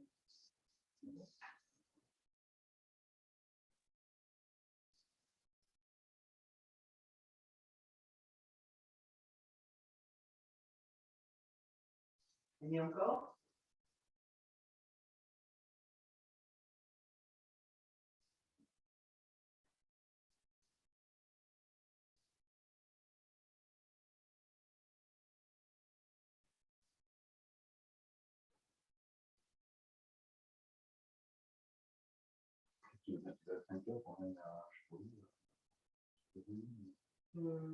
Bah, moi, ce que je pensais faire, c'est qu'on a cherché la réponse et je les laisserai comme on dit là-dessus. Je vais faire la petite pause sous deux que je vais faire. Oui, quand j'ai fait deux. Et que je vais faire. Alors, t'as pas considéré? Hein? On le considère? Bon, Ils n'ont pas téléphoné. non, j'ai regardé, j'ai pas dit ça.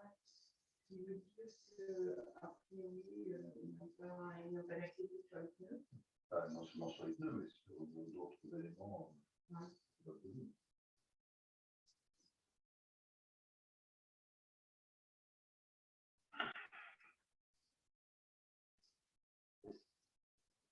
Est-ce qu'il faut vérifier avant d'y aller? Ouais, normalement, ils ont fait ça.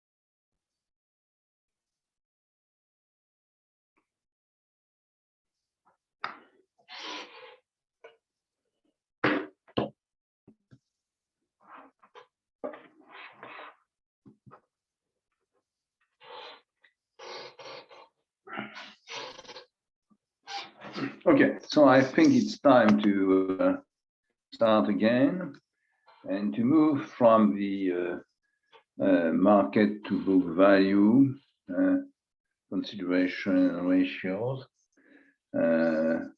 payout and price earning calculations, and from the last slide on intangibles, write-downs, derivatives, and questions about valuation of inventories, DFO, FIFO, and weighted average, to different topics which are the ratios. What kind of ratios do we have? How many categories? What are the best known or the most useful ratios? What are their strengths and weaknesses also? Do ratios are submitted to innovation or evolutions in the present period? That's the question we'll deal with right now. So the first part here is a ratio dealing with liquidity and solvency, because of course we have several questions. We have several questions. The first one being on liquidity and solvency, the second one on returns, the third one on debt, financial debt mainly, the fourth one on operations and working capital, So we'll take in analyze all these categories of ratios progressively, starting with the liquidity solvency ratios. And for the liquidity and solvency ratios, when we are trying to measure these two risks, liquidity being very short-term risk, are the firms able to pay their wages, their taxes in the months to come, solvency being a kind of long-term trend. When I say long-term trend, it's something like 1 year, 18 months, it's a kind of long-term liquidity, in fact.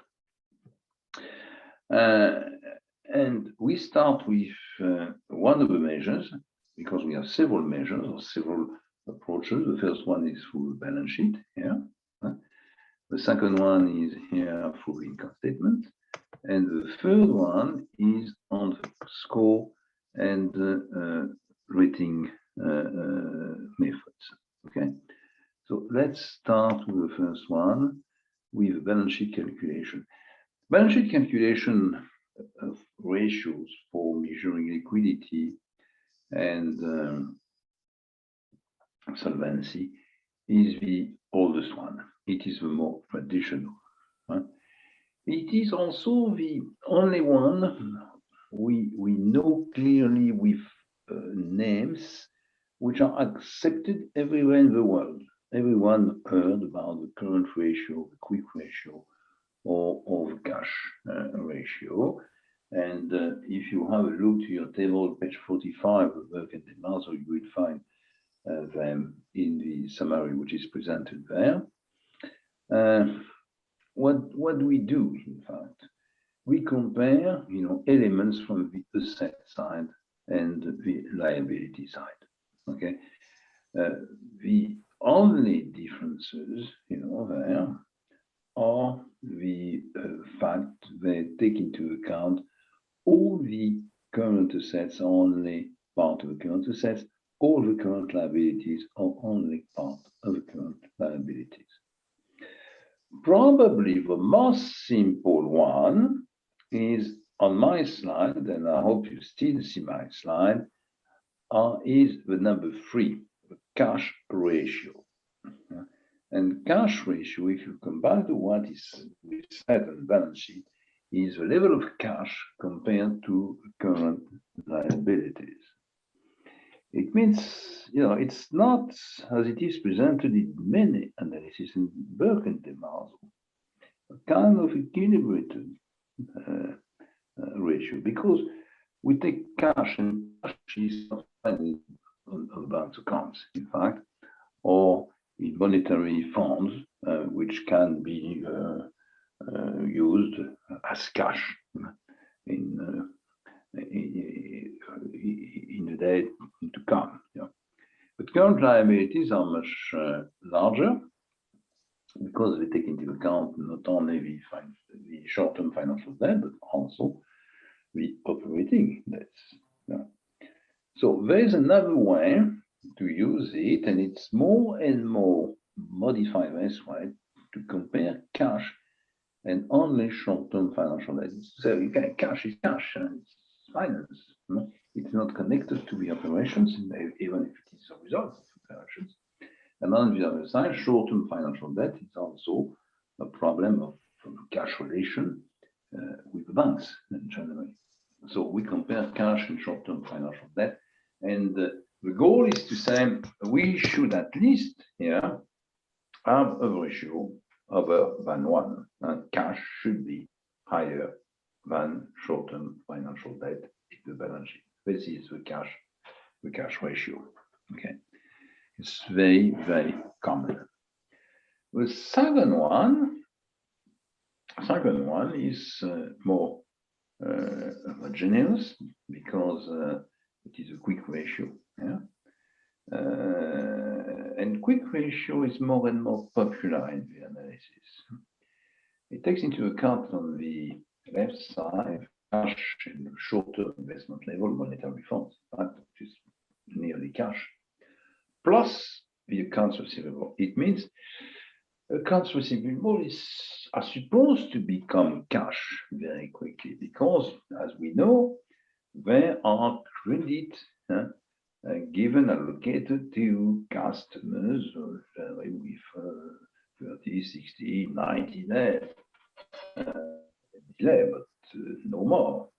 And on the other side, we take into account clearly all current liabilities, which means operating or operational debt and short-term financial debt to the banks and to the market. And we integrate here the debt to the tax administration, the debt to the workers' staff, and the debt to the providers. It's much more homogeneous than the traditional form of a cash ratio, and more coherent also with a new form of a cash ratio, dealing with the comparison of cash and short-term financial debt. And again, the idea is to find the goal. The goal is to have a ratio which is higher than 1. When you have these two ratios, quick ratio and the new or modern presentation of cash ratios, which are higher than 1, that means, your liquidity, solvency risk are probably limited. And you find another one which cannot be used the same way, but which brings some kind of information, which introduce with the other and preceding elements, assets and liabilities, the inventories. It means on the left side or on the upper side of the calculation, we get the inventories plus receivable plus cash. And current liabilities, in fact, operational debt and short-term financial debt on the right side. Of course, it's a bit non-equilibrated, I would say, because inventories, don't have counterpart on the other side. Anyway, it's useful for firms with large level of inventories because these inventories are supposed to become cash also in the weeks or the months to come, depending on the process of production and sales. But here, what we can say is that we don't have any common target or goal. The target will be submitted to the business model, process of production. It means we have a target which is different from one economic sector to the other. So it's useful, but it's much more simple to use ratios with at least a common basic target when you want to go through the first financial analysis. So this is what we can say on the balance sheet calculations. I would say in practice, if you want to present a financial analysis, classical financial analysis, which is able to interpret, use the cash ratio on the modern form, cash on short-term financial debts, and use the quick ratio. That's the two main elements to use.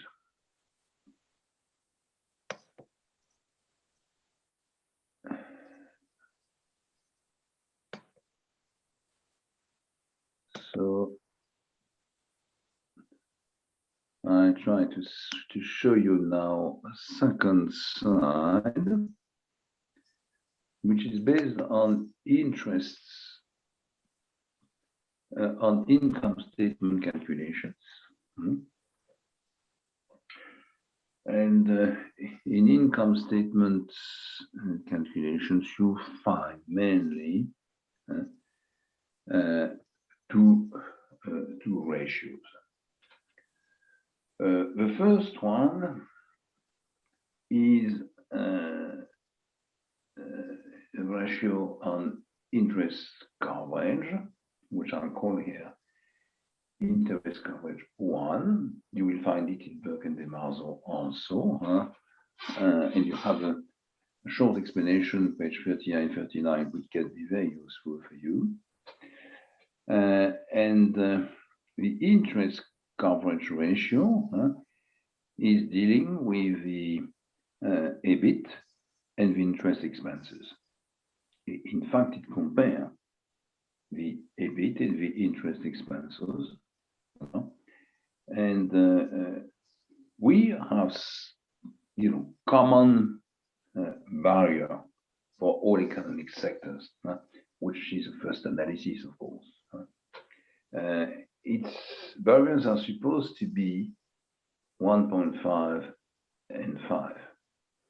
I mean, if the ratio is higher than 5, that means, the level of interest to pay or paid is very limited and there is no risk at all, whatever happens on these debt, whatever could be the interest level in the future at the time, the present debt are paid back and replaced by new debt. On the contrary, when this ratio is less than 1.5, we are in a very risky situation. Anyways, of course, between 1.5 and 5, what's happened? And what's happened is that better to be closer than 5 and closer to 1.5, but after that, other elements should be taken into account. For example, the results obtained by the ratio based on the balance sheet, what we have seen in the preceding slide. And there is a second one, which is today more used, particularly in Europe, than the first one, which is what I'm calling here interest coverage ratio 2, which introduces EBITDA. It is the relation between EBITDA and interest expenses. It is also used the other way around, and no reason, because it is exactly the same interpretation, but you can use it on EBITDA divided by interest expenses or interest expenses divided by EBITDA. And more, and it's a kind of, non-noisy movement. We have interest expenses divided by EBITDA, the interest expenses divided by EBITDA. And analysts are using on this ratio two main barriers. The first one is 20%, the second one 50%. It is the same principle we met with the 1.5 and the 5 numbers above 1.1. When here the ratio is less than 20%, the firm is supposed to be in a, let's say, good situation. Liquidity risk and solvency risk are limited, which means they don't have really to be taken into account in the global evaluation of risk.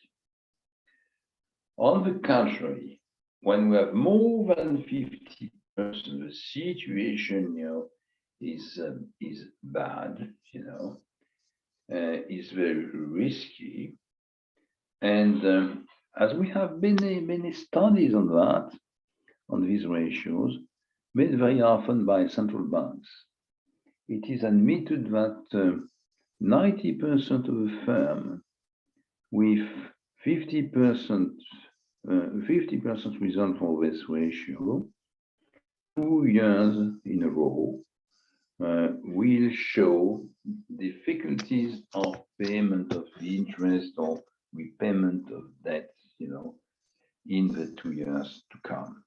You understand that? You make the application, you find more than 50%. You do it on 2 years, and the statistics of the central bank and thousands and thousands of firms show that when you have more than 50% as a result for 2 consecutive years, okay, we are generally difficulties of repayment in the 2 years to come. That's what you have to remember. So that's useful to calculate these 2 ratios, number 1 here and number 2. They are not very difficult to calculate. The interpretation is easy. And what we can obtain from that, because we have also studies which have been published on the application on past data about the quality of a forecast, quality of a risk measurement, and they show better results, or they bring better results than the balance sheet calculations, balance sheet ratio calculation. So if you have to wait to give relative importance to the ratios we introduced in these 2 slides, you should give more importance to these income statement ratios than to the balance sheet ratios. That's really the first important point here.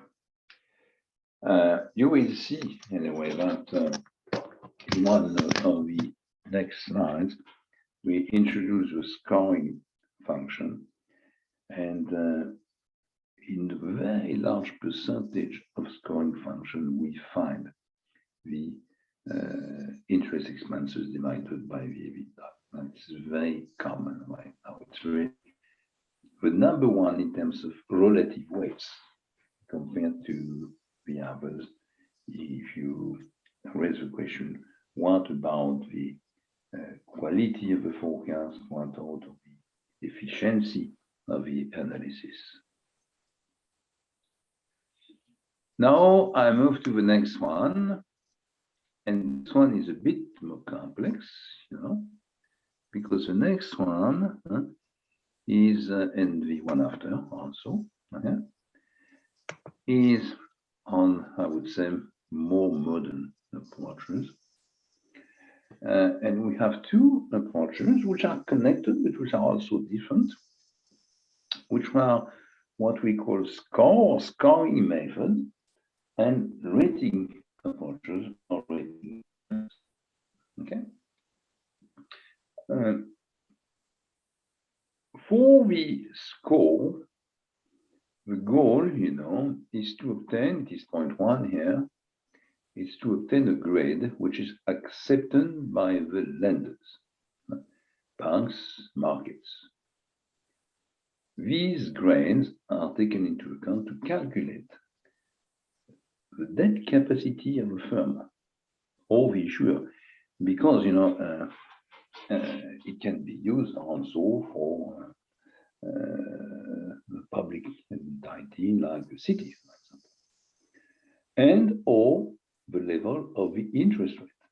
It means the level of the risk premium is a function of a grade which is given, through this process of scoring and published and available to everyone. So that means the interest rate, including the risk premiums, is connected, is a function of this grade. The grade can be calculated for the scoring method on a cardinal scale. It means numbers on 100, from 0 to 100. This is very often the case, or through an ordinal scale, which is the case of the rating grades or marks. Generally, it is letter A, B, C, D, which are used.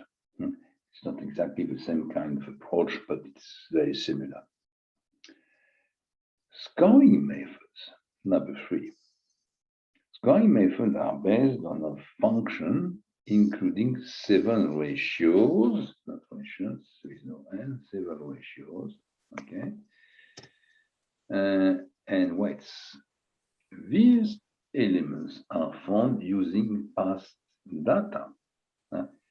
It means you take several thousand firms which obtain loans in the last 3 or 4 years, and you make a segmentation between those which are dead, those which are very profitable, and those who are somewhere in the middle.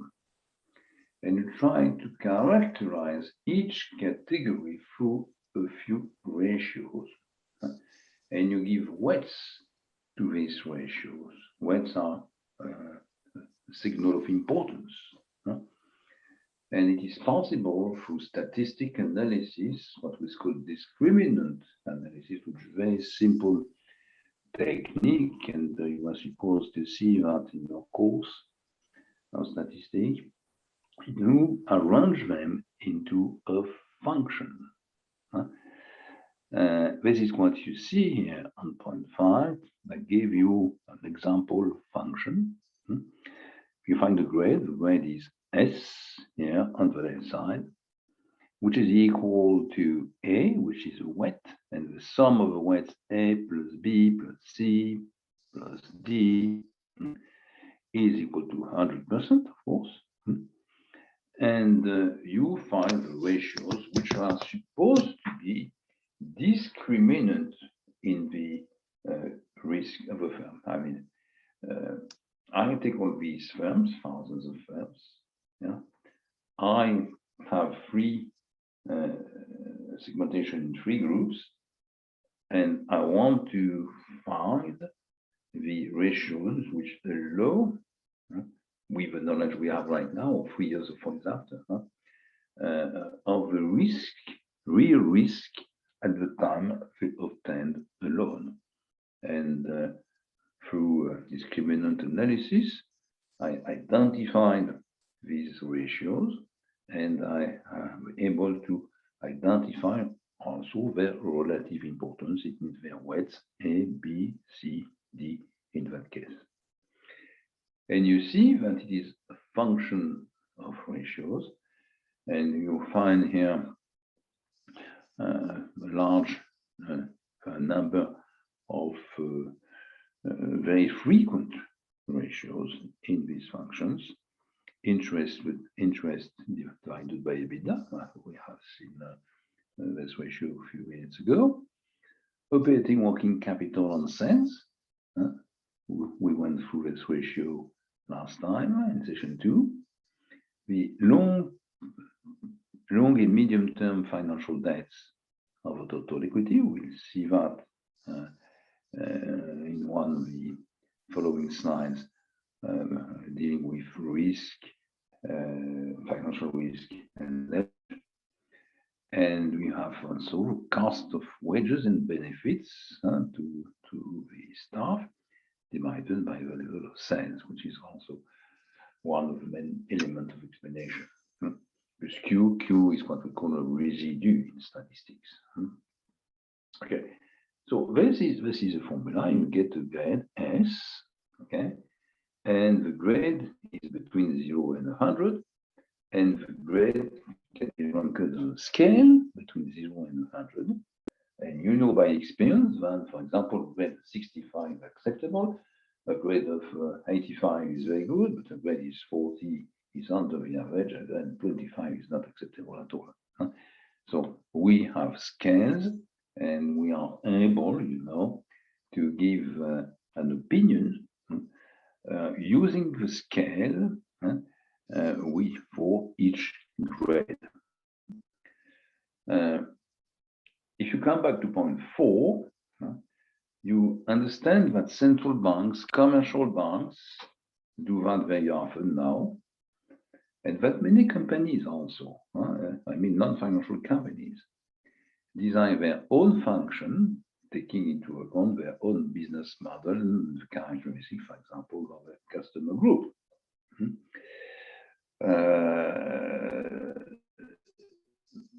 Of course, you will find the same principle, the same methodology based on discriminant analysis, the segmentation of past information, the determination of the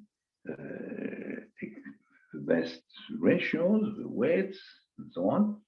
But the function itself at the end will be different, partly between economic sectors, very far one from the other. It is clear that for trading activity or for production of steel, you will not find exactly the same element in the function, but it is not the problem. The problem is that the methodology is the same, that at the end you get a grade, and the grade can be, analyzed through a scale between 0 and 100, and you get an opinion on the solvency of a firm. So this is the scoring method. Okay. When you have been through the scoring method, you should have a look on rating methods. So it's, everyone heard about rating now. It's been explained, and what the impact on the crisis, for example, were analyzed for the last 10 years, and reforms have been made on the publication of the grades. They are still there, and they are still very, very important. So first, perhaps an element which is not here. What are the most important rating agencies in the world? Those, developing the methods, having also experience with very large number of players, and the fact they have done thousands and thousands of analyses give value to their grading system. Okay, so the first one, the most important one probably in the system is Standard & Poor's. Standard & Poor's is known also for something very different. Standard & Poor's is producing and managing indexes. For example, if you are familiar with the stock markets, you probably know that the most used and well-known stock index in the world is the SP 500, which means Standard & Poor's 500, made of 500 shares listed on the New York stock market. So Standard & Poor's is managing this index. They rent the index, they manage the index and the charges, and they manage also derivative products based on this index. But they are also a rating agency. It means they are measuring, in fact, the financial risk of firms, but not only of firms, because they give a grade also to states. All the states in the world have a rating, okay? To cities, to regions, to large public companies. So they have a great influence on the financial system. Okay. The second one, which is more concentrated on the rating activity, is Moody's, which is also American-based. Both of them are American, and they do about nearly the same job. They are in competition, on the same companies. Very often they give their advice, conclusions, and their rating on the same company or institutions also. So this is a market which is a kind of duopoly, even if there is also a third player which is growing progressively, and the third player is Fitch. It's a British-French agency, which is the number one on the public debt issues, not on the shares, but on the public debt issues. They are number one in the world. They have the same kind of approach. So it would say, what's the difference with scoring? If I want to summarize, I would say it's less calculation, it's less quantitative. Of course, we find quantitative dimensions, but also more qualitative analysis. Let's try to give some information about. First, they add, to the traditional financial analysis through the balance sheet, through the income statements, and through scoring methods. They have an analysis of the business model. The idea is, does the business model of a firm resilient? What's happened in terms of crisis? What's happened if competitors are coming in? Will they survive with a high probability in 5 to 10 years from now? Are the managers able to catch new innovations? Or do we think that it is a dominating model, but they will not be able to move? The example given is always the example of Kodak. Perhaps you remember what Kodak is for pictures. The second element they do classical analysis, which is done generally in marketing, which is analysis of the products and services portfolio. What is the quality? What are the costs? What are the competitors? What about the innovation? Where are they on all of these factors? So it is provided in the analysis. The third point is an analysis of management.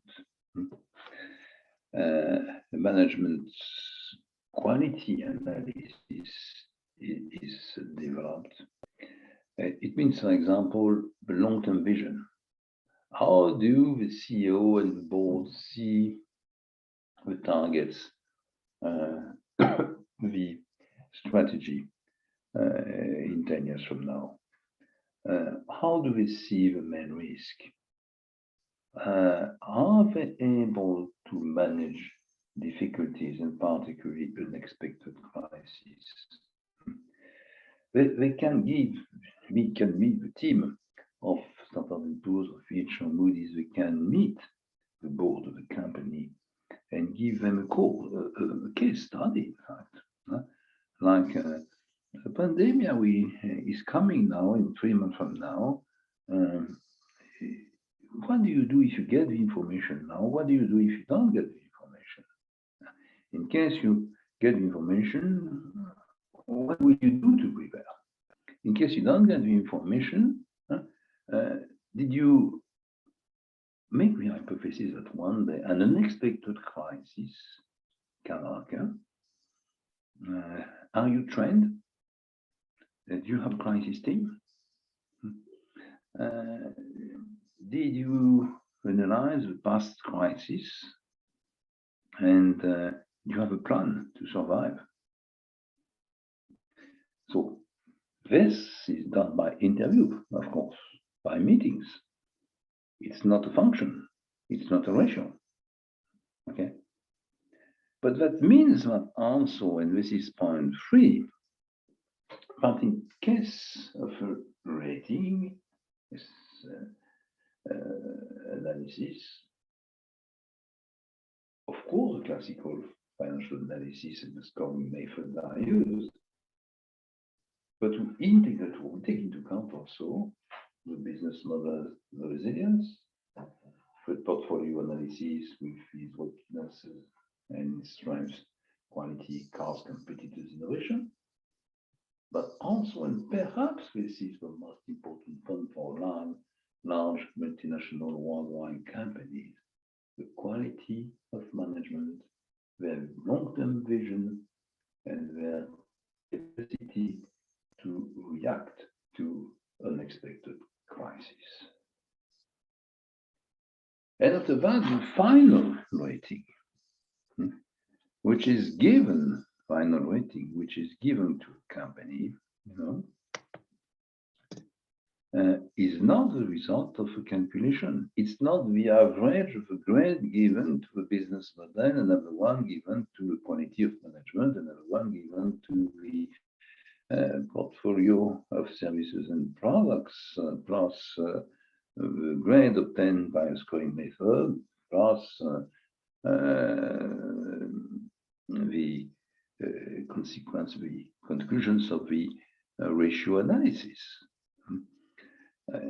It's a committee which will give the final rating, final weight. They will say it's B plus, for example, or it is C minus, or it is A minus.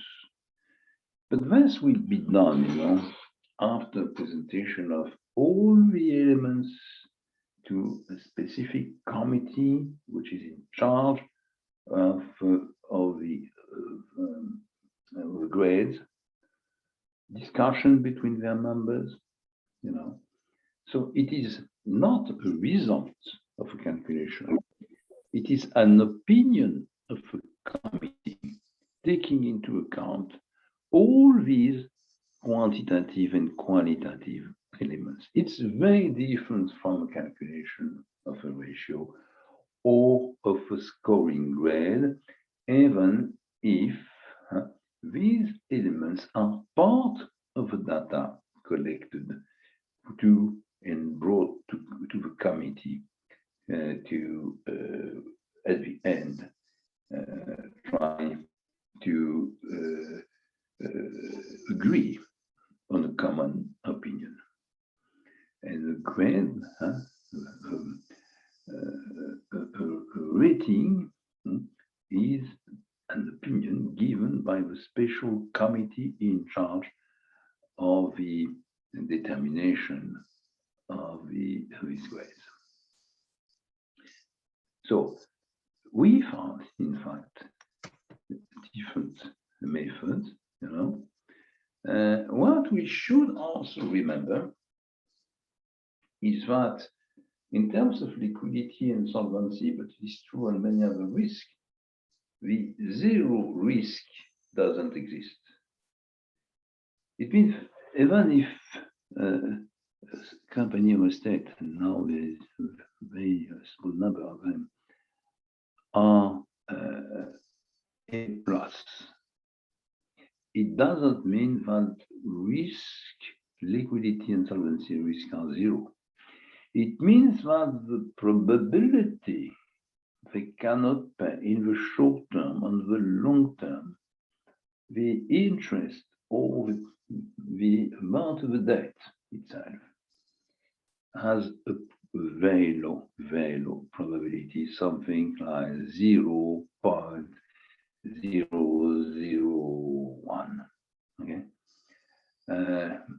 but there is no in that world. There is no institution or firm with zero risk on liquidity and solvency measures. So this is what I wanted to show you here on liquidity and solvency. So understand, we have many free approaches today. The traditional one based on balance sheet, which has been repainted, in fact, and simplified. The income statement measure with more and more one dominating measure, which is interest divided by EBITDA. The scoring method, which are more and more developed, not only by financial institutions, but also by non-financial institutions, because it's quite easy to go through. And the last one, the number one in terms of quality, which is the rating produced by one of the three main rating agencies on the world market. So this is what you have to remember, but this is only part of the ratio approach. The second one, starts here, and the second one is about returns. The problem with returns, is that returns include different questions. When we say returns, we are looking for one measure of return. In fact, in the firm, we have several returns, and you cannot aggregate them. They are different. They are measures with different data, even if they are ratios. We can at least, and this is the first paragraph here on that slide, make a distinction between the return on the operations, which are ratio based on sales level without it. It means you have a term, could be EBITDA, could be EBIT, could be something else, divided by sales without the VAT. So that's what we saw partly, at least, in the income statement analysis. The second one is a return on the investment of the firm.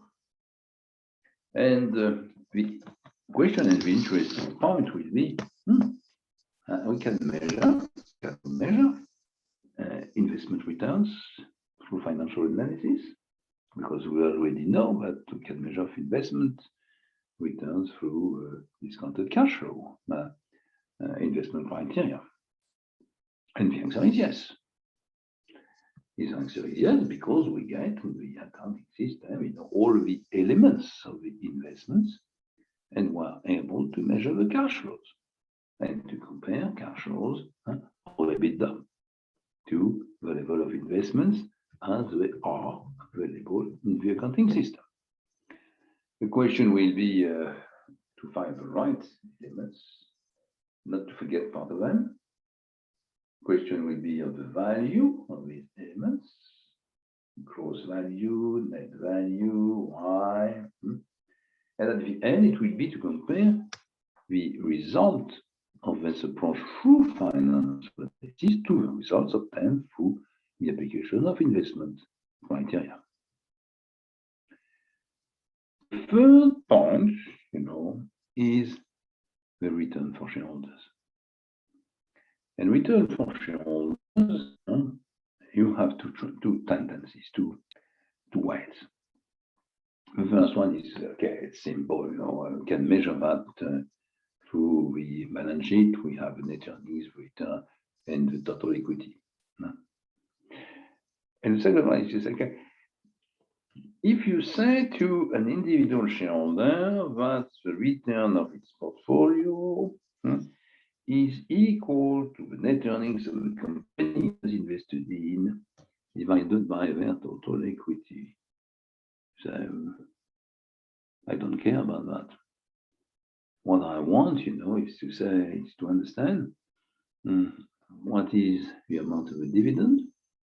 I need cash. I'm cash oriented. I'm not financial analysis oriented. I don't want to understand that. I manage cash. Dividend plus the difference between the price I obtain when I sell my share minus the price I paid when I bought my share. And this has to be divided by the price I paid. So you have a financial analysis, an accounting and financial analysis approach, and you have a cash approach. So again, even for return for shareholder, you don't have one measure. And that means at the end, we have done this, been through this pre-return analysis, you get several data, several calculations, several results, and of course several conclusions.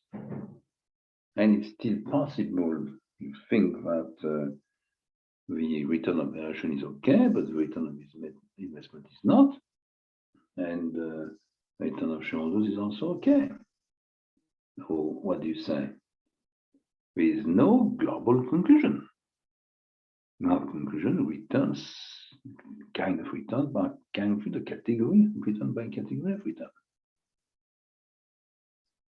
So this is what you find in point 2. The return of a firm cannot be measured by only one measure. Several measures are needed and taken into account to write the diagnosis. So we come back on that. Number 3, you have a question below on book data, or book value, and market value. It's a question you find in many analysis. But here, it's very clear that you, particularly when you deal with the problem of shareholders or investments, you have to be very careful if you take into account the book values or the market value. It's difficult to conclude, depends on the cases. But something is obvious, is that when you make a calculation, you have to be homogeneous. It means you should use only book data or only market data, but you should not mix them. Last point here, and this is very common to many processes and many analyses, and we found them with the scoring techniques. And you find this element if you are interested by how beta is calculated in portfolio management. We use at the same time past data and future data. We mix book value based on past data. Market value incorporate past data and market and future data, and also market data. So the basic question is, can you make a forecast? Can you try to have a vision of the future based on calculation, analysis, tools, application on past data? Is it feasible that the results obtained has a meaning? No. This is a traditional and common question in finance, because generally what we need is a forecast. We want to know what will happen in the future. But the data we have are mainly past data. So there's a kind of contradiction, But this isn't the same problem when you are a banker and the customer is coming and asking for a credit. And if you make only the analysis of the past data of its last 3 or 4 years of financial statement and statement balance sheet, can you really make a forecast of its capacity to pay back in 5 years from now? So the problem is still there. I don't have solution, just to say, be very careful, trying to measure the bias in the analysis, to try to eliminate them and to obtain the best forecast, best measure for returns.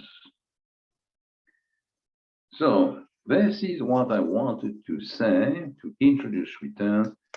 After that, we move to the different categories of return, but it will not be for today, it will be for tomorrow, okay? So if I try to summarize what I did, today, I went through the content of section 2, and more precisely to market to book value, price earning, payout ratio. We had several questions to discuss. intangibles, stock inventory value for FIFO, LIFO, or weighted average, that kind of question. We went through different liquidity and solvency ratios and the three approaches, in fact, the balance sheet ones, the income statement ones, and let's say the new one, scoring methods and rating approaches, and give you a first view of return ratios, and we go into the detail of the return ratios before moving to valuation ratios, debt and leverage ratios, new exam questions, and then to other topic we have not dealt with up to now, like for example the cash flows, like the ratios for working capital, inventory, customers, providers, which are also central elements of the financial analysis. That's part of the program, at least for the 2 sessions to come. A bit late, but it doesn't matter, you know. I will reach the goal anyway before the end of the course on Saturday.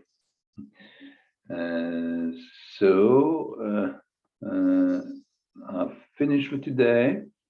I'm still available, don't worry about, don't forget that. For questions, 1 or 2 of you send me emails.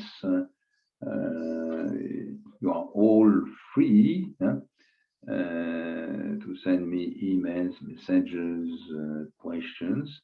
I will try to answer you as soon as possible and to interact with you. I know that it is late now for you. It is 10 p.m. So it's time to go to sleep. Have a good night. And we meet again at 5 p.m. Vietnam time tomorrow evening. Thank you very much for your attention. See you tomorrow. Goodbye.